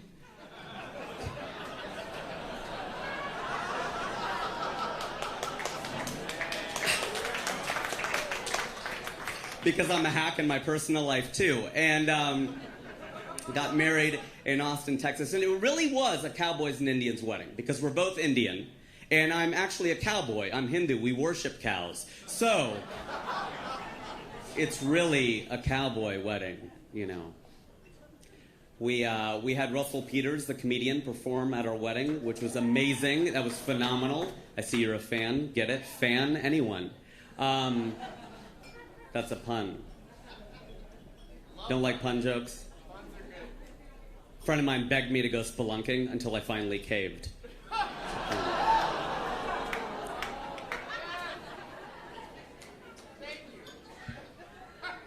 I will say this, Russell performed at our wedding, and it was amazing, because my wife is a pharmacist, and I'm a comedian, so the other theme of our wedding was laughter is the best medicine. I know. Sorry, ladies. He's taken. I know. It was cute. We wanted Bill Cosby because of the laughs and the drugs, but he wasn't available. That's your third Bill Cosby joke of the night. You guys have been a lot of fun. Thank you very much, everybody.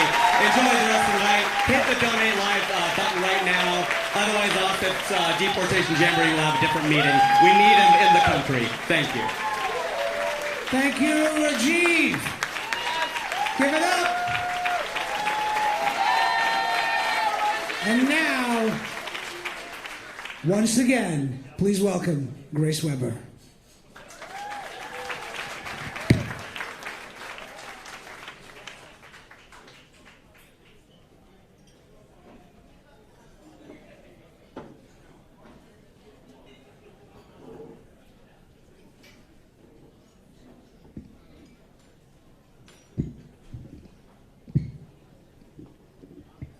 Hey again, everybody. I'm not going to hit my teeth on the mic this time. I learned. This is a song that I wrote right after the immigration ban, and we recorded it on January 28th. This is called Just Love.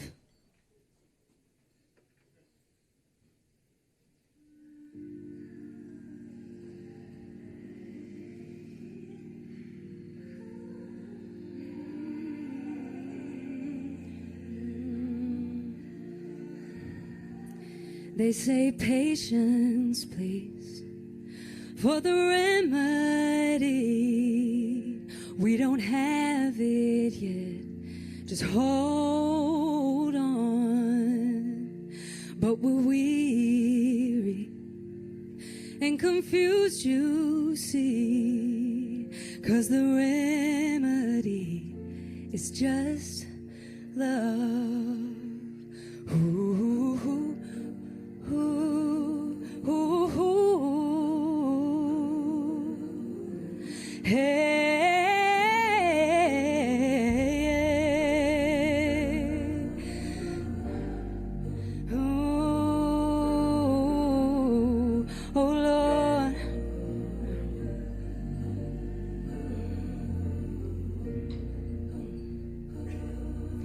Well, you know me, your neighbor down the street, your sister when the water's got rough. So be there for me, standing in the streets with this remedy we'll call love. Ooh. Hey, hey, hey, hey, no, no. 'Cause I can hear it now. I'm hearing one love, one love. Ooh, we're gonna get through it. One love.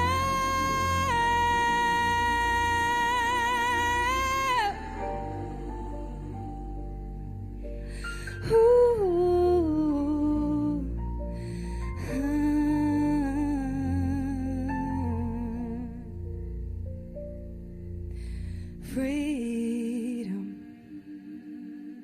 is just a word for some when the colors are red, white, and blue.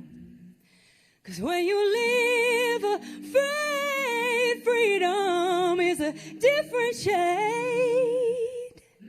It's not something that we all get to choose.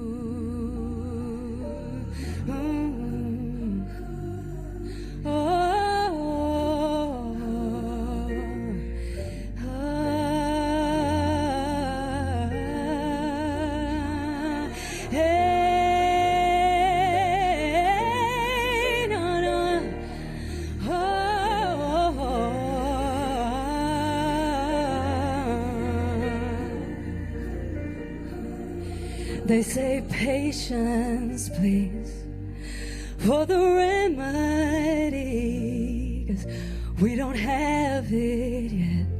Just hold on.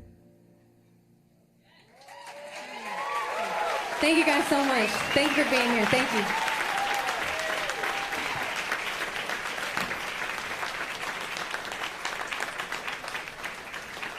Great swagger, everyone. All right, folks, keep those donations coming. Remember, there are iPads around the room where you can also donate on our CrowdRise page and on Facebook Live. If you're out there watching, remember, we're almost at $100,000. We need $10,000 more, so please hit that donate button. And now I have a very, very funny man coming up to the stage, a current Daily Show correspondent, and you've seen him on his Comedy Central special recently. Please put your hands together for Mr. Roy Wood Jr.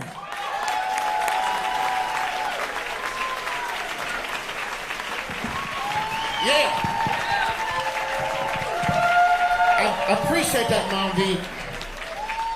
Appreciate that, man. I'm keeping this ribbon, just so you know. I don't know if I'm supposed to turn the blue ribbon back in, but I'm keeping this right here. This is with us at all times. In case somebody start messing with my rights, I'll be like, hold on. Hey, Mom, that's what the ACLU need. Y'all need like a ribbon that, I don't know, like, I don't, like, you can just hit it when something going down. You know what I'm saying? You just hit it, like, you know, Star Trek, to put it like something like OnStar for civil rights. Just something you hit. You know what I'm saying? The police turned the corner with me 2 times and be like, I see your location, Mr. Wood. What's the situation? I'd be like, ACLU, OnStar, they following me. I need your help. I'm at the corner of Varick and Broadway. I don't even know if those streets intersect. I don't know. I'm from Alabama, all right? I just name streets. Love the ACLU, man. Love what y'all do. My doctor's an immigrant. This dude is happy as hell. Happy, because he ain't been in America long enough to be stressed out yet. And that's refreshing. It's refreshing when you meet a new American. They just, hey, how's it going? Huh? Which is fine, but my problem is that, like, my doctor is happy all the time. And sometimes, you know, I'm in there trying to make sure my blood sugar's straight. My doctor be reading my blood work results all happy. That's not when you be happy. You whisper bad news. My doctor don't understand the concept of whispering yet because he's happy. Hey, what's going on? You doing all right? Looking at your blood work, not careful, might have to amputate. I'm like, no. That's not how you say amputate. You don't say that on your tippy toes. You have to whisper that, Mr. Wood. Make sure you whisper. I just think if you over here, man, and you still happy about being in America, especially if you're a doctor, you got bad news to deliver to people, you just need to have a black woman at your side at all times. And let her deliver the bad news. I've never gotten bad news from a black woman and not felt like I could get through it okay. Mr. Wood, I'm looking at your blood sugar levels. It's very dangerous. LaTanya. Come on in, baby. Come here, baby. You gotta quit eating that candy. You like that candy. I know. You gotta leave it alone, baby. We care about you, baby. We care about you.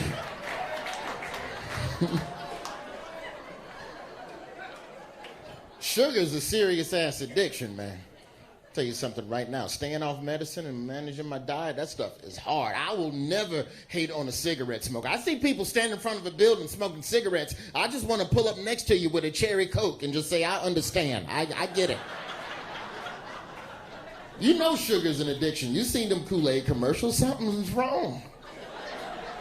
It's a drug. You can't tell me it's a drug after you've seen the Kool-Aid commercial. This Kool-Aid man, he busts through a wall. He don't say ouch or nothing. You ain't feel that?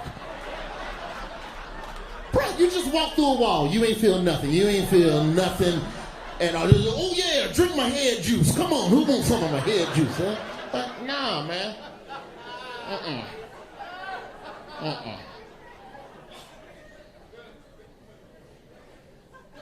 We covered the Muslim ban for The Daily Show. We went out with a couple of cameras. They sent me walking through the crowds and everything. And it was so moving, I went back the next day without cameras, just to be immersed in it. And it was interesting because this was the first time I'd ever taken part in a protest that didn't have anything to do with me. You know what I mean? Like my race. Like, because as a black person, I'm fine. This ain't affecting black people, but I was like, you know what? Let me go and see what's going on with this protest. And it was different. It was a very, very powerful situation to be a part of. And somebody asked me why I was out there. They go, you know, you're black. You don't have to be here. Why are you here? And I go, well, if I didn't do anything to help y'all, then I think eventually it'll help us because we probably next. Ain't no telling what Trump and them got plotting for black folks because he ain't said nothing to us yet. That's why I'm nervous. It's been 100 days. What are you plotting? Because you see what's happening with all these other minority groups, and as a black person, that's a nerve-wracking. You know what it's like as a black person to be a part of this regime right now? Like, to see what's happening with other minorities, it's like seeing your siblings get an ass-whooping, and you know you next. Like, that's what it's like. It's like I walked in the house, and I just see Muslims laid across Trump's lap. Get out this country! Black people, bring your ass here. No! Go upstairs and get my stop and frisk and come back in this living room. I don't want to get the stop and frisk. Obama said I have to get the stop and frisk.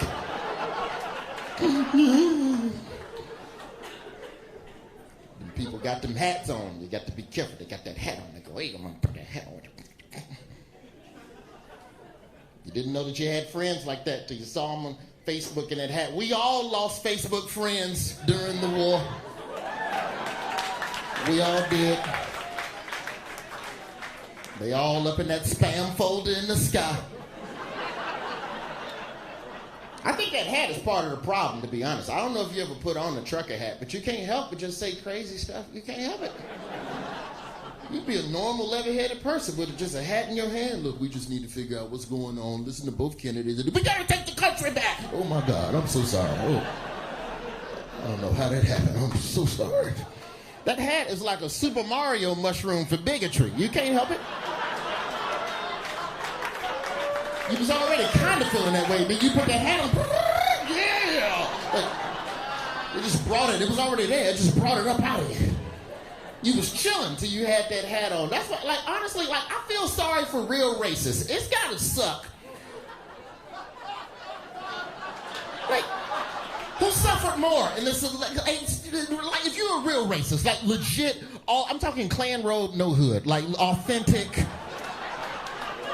racist. Like you've been racist since the 50s and the 60s. You've been on the ground doing the work all this time. And now at the last minute after the election, here come all these red hat bandwagon bigots at the last minute trying to savor the good times. That's not fair to you. Been doing all this hard work and they get to enjoy it? No.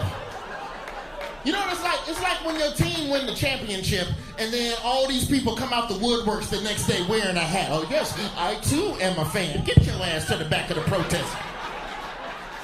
You ain't no real racist like me and Jesse. We've been out here. Where was you when they was blocking integration? We was out here.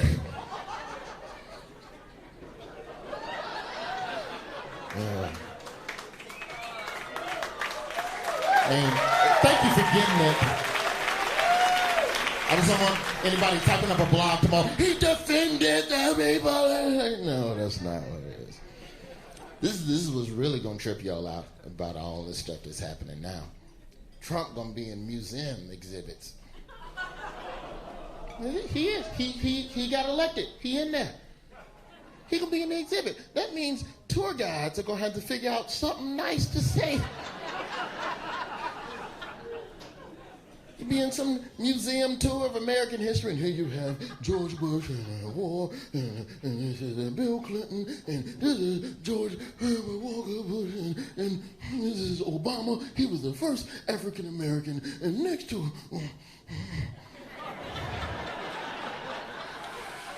You know what? Let's go look at the North Korean War exhibit. Let's go look at that. The North Korean War of 2018. Let's go.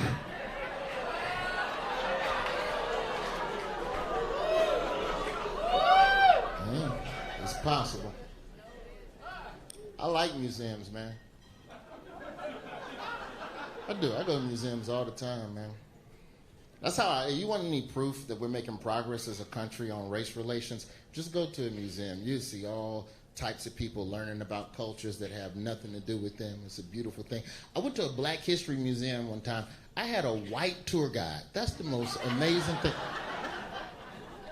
Like, I don't even think you understand how groundbreaking that is. I was at a Black History Museum, and it was a white dude telling me about my history, and he was good. He was good. I couldn't even hate on him. By the end of the tour, I was like, bro, you did your thing. Respect, man. He knew all the facts. He was naming underground Black history people that don't even have a stamp yet. I'm like, who told you about Ralph Abernathy? How you know that one? That's a deep cut right there, brother. You all right. Spit these Abernathy facts. You got to respect a white person working at a Black History Museum. You know that job interview was hard as hell. You know they got to grill him. They got to ask him a couple extra questions. Knowing Black history ain't enough. They got to hit you with a couple curveballs. Your paperwork checks out, but just real quick, at what temperature do you deep fry catfish?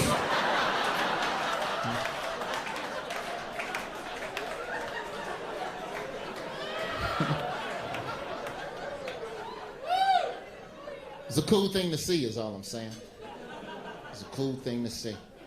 Not saying a white tour guide give you a better tour than a Black person. I'm just saying it was cool to see. I think if you get a Black tour guide, you're going to get an experience that's unique and unlike any other, because that brother might have walked that life. He can speak to experiences from that time that nobody else can speak to. It's a good tour. But if you get a tour from a Black dude at a Civil Rights Museum, you need to go in the morning while he's still in a good mood. You don't want that tour at 4:30. This brother been staring at slavery for 8 hours. You might not get the same nice tour.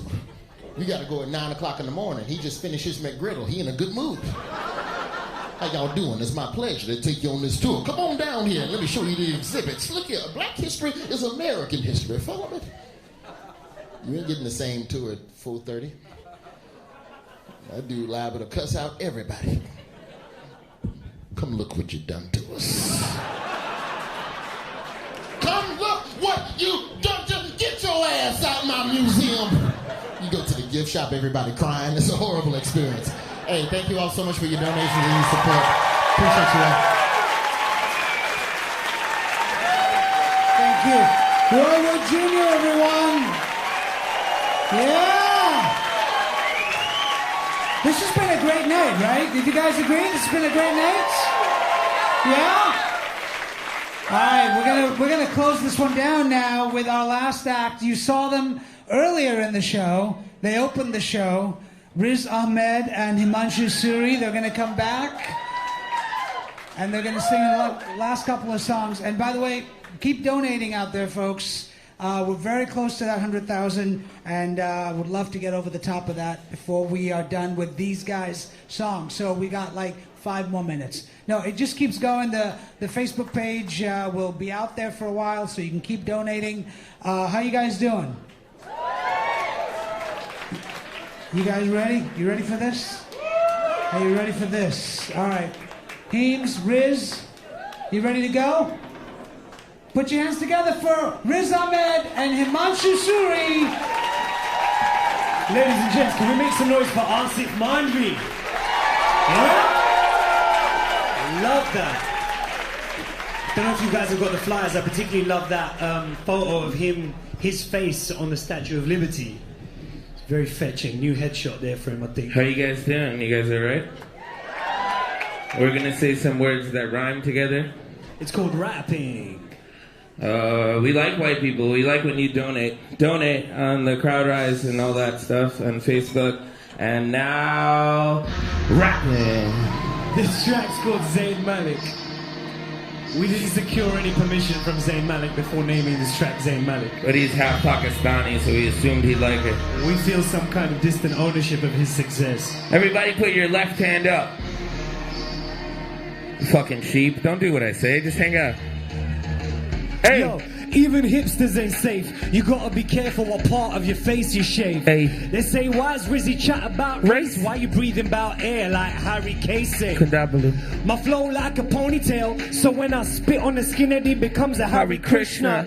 Keep up or watch your feet to get them blisters. Like you're on the varf round the car, but that's the mission. Yeah. You call the papers, call the feds, my youth's gone missing. He's gone Iraq, he's gone to Syria, he didn't listen. You got your mummy tears and Sajda the Quran kissing. And politicians at the mic all beyond giving. I pray for my nephew, I pray you're not antagonized by all the hate in the news and the shit they sanitize. Zayn Malik's got more than 80 versions on it. Shit. There's more than one direction to get to paradise. Hey, I'm in the galaxy far away. Rizzy take his time, usually write just one bar a day. Fresh back on the boat, I'm like the Brahmokas Garvey. Chats of Persian girls like Barman Garvey. I'm like Hickory Dickory. Got the gal I'm on the brown stick like his licorice. Okay. All right, guys, you feeling all right? This is my friend Himanshu. Hi, my coffee name is Herman. My name is Himanshu. It's easier if you tell them your name's Herman at Starbucks. Thank you for coming out tonight for a good cause. Hope you guys had a good time. Amazing lineup. Aasif Mandvi. Donating out there. Hey, I'm bumping Andre, hey ya, hey ya. Now I'm bumping Cho, Cheya, Cheya. Tay Tucka, Tucka, Tucka, Taya, Taya. Now I'm bumping Hey Ma, now playa, playa. I am a beautiful hawk, I have big wings. I want a big house, I want big rings. I am an idiot, bruh, I want big things. Akbar, Jahangir, I like big kings. I do my thing, they wanna make me a prisoner. You out of place like a brown Hare Krishna. Shouts out my sister, I miss her. Shouts out your sister, I kissed her. I am a radiator, I am a toaster. I am a college dorm room poster. I am a cool guy, I'm good at rapping. I get on the beat, murk it, then that's what happened. What happened? What happened? Thank you so much, guys. Man, I really appreciate the support. You know, it's a funny thing because we recorded our debut album a couple of months before Brexit happened and a few months before Trump came into power. And it was weird because that track that we performed for you earlier, the one that goes, Inshallah, Mashallah, hopefully no martial law, is what some of the kids out at LAX and JFK were chanting during a travel ban protest. So yeah, I'm glad you agree there's a silver lining to the fact we might be in internment camps. Record sales. Yeah. But it's weird, as kind of artists that are also activists, you're kind of weirdly hoping for your work to become irrelevant in a weird way. So it's kind of bittersweet for me that this next piece I wrote in 2005. Make some noise for Riz Ahmed.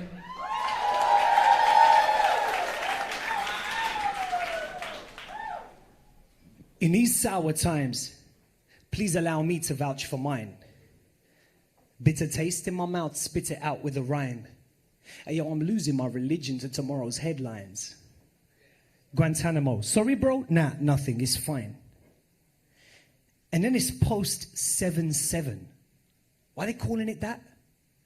They're trying to link it to New York like we're all under attack from the same big bad guy. But it's taken a mick, because the truth is, Al-Qaeda hardly even exists. There ain't no supervillain planning these attacks from some base. The truth is so much scarier and harder to face. See, there's thousands of angry young men that are lost, sidelined in the economy, a marginal cost. They think there's no point in putting ballots up in a box. They got no place in the system and no faith in its cogs. They're easy targets to be getting brainwashed by these knobs who say that spilling innocent blood is pleasing a God. Well, it sounds good when you don't see no justice or jobs. The gas bills are piling up, but all the oil's getting robbed. So David's taken out Goliath and his wife and his dog, segregated, castrated. Now we see who's on top. So see, it ain't religious faith that's causing these crimes.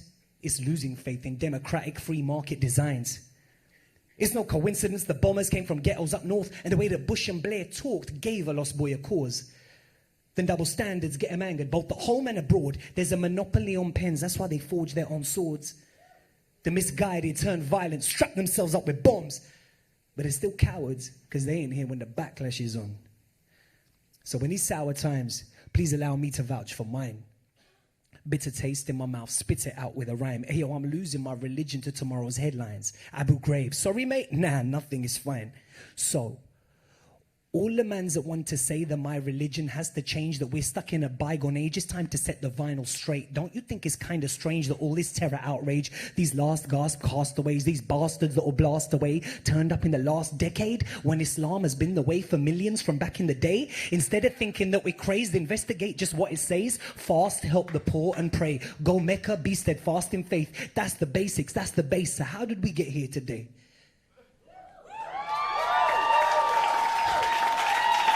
Well, interpretations always change.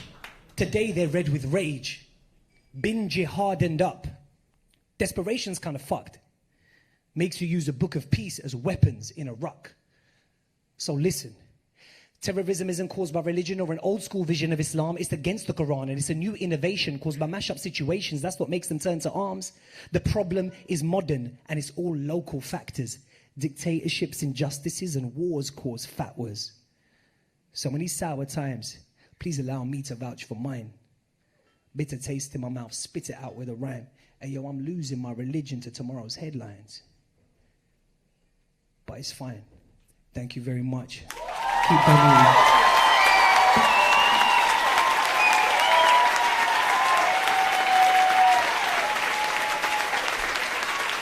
Riz Ahmed and Manchester, the Sweatshop Boys. Folks, this was an amazing night. I am moved and humbled by the amazing talent that showed up tonight and donated their time and their talent to entertain you, and you guys for spending all that money to be here tonight and donate to this cause, to the ACLU and the IRC. There are a lot of people to thank for this evening, so I'm going to do that right now. It'll take about 40 minutes, so just stick tight. A night like this doesn't come together without the work of a lot of people, okay? So many people pitched in, but a few specifically. The talent, put your hands together for all the talent that we're here this evening.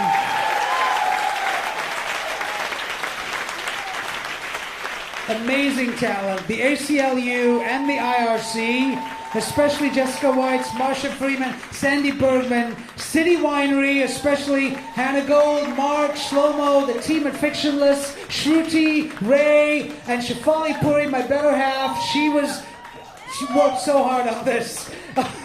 The team at Fictionless, our partners at HuffPost and Facebook, Melody Serafino, Regal Estrella, Giulio De Pietro, Chris Wade, Mikkel Vestergaard, Matt Mavi, CrowdRise, especially Phil Eisen, Jeffrey Chasen and Beat Up You Are, Lillian LaSalle and Sweet 180, and you, the audience here at City Winery, give yourself a big round of applause.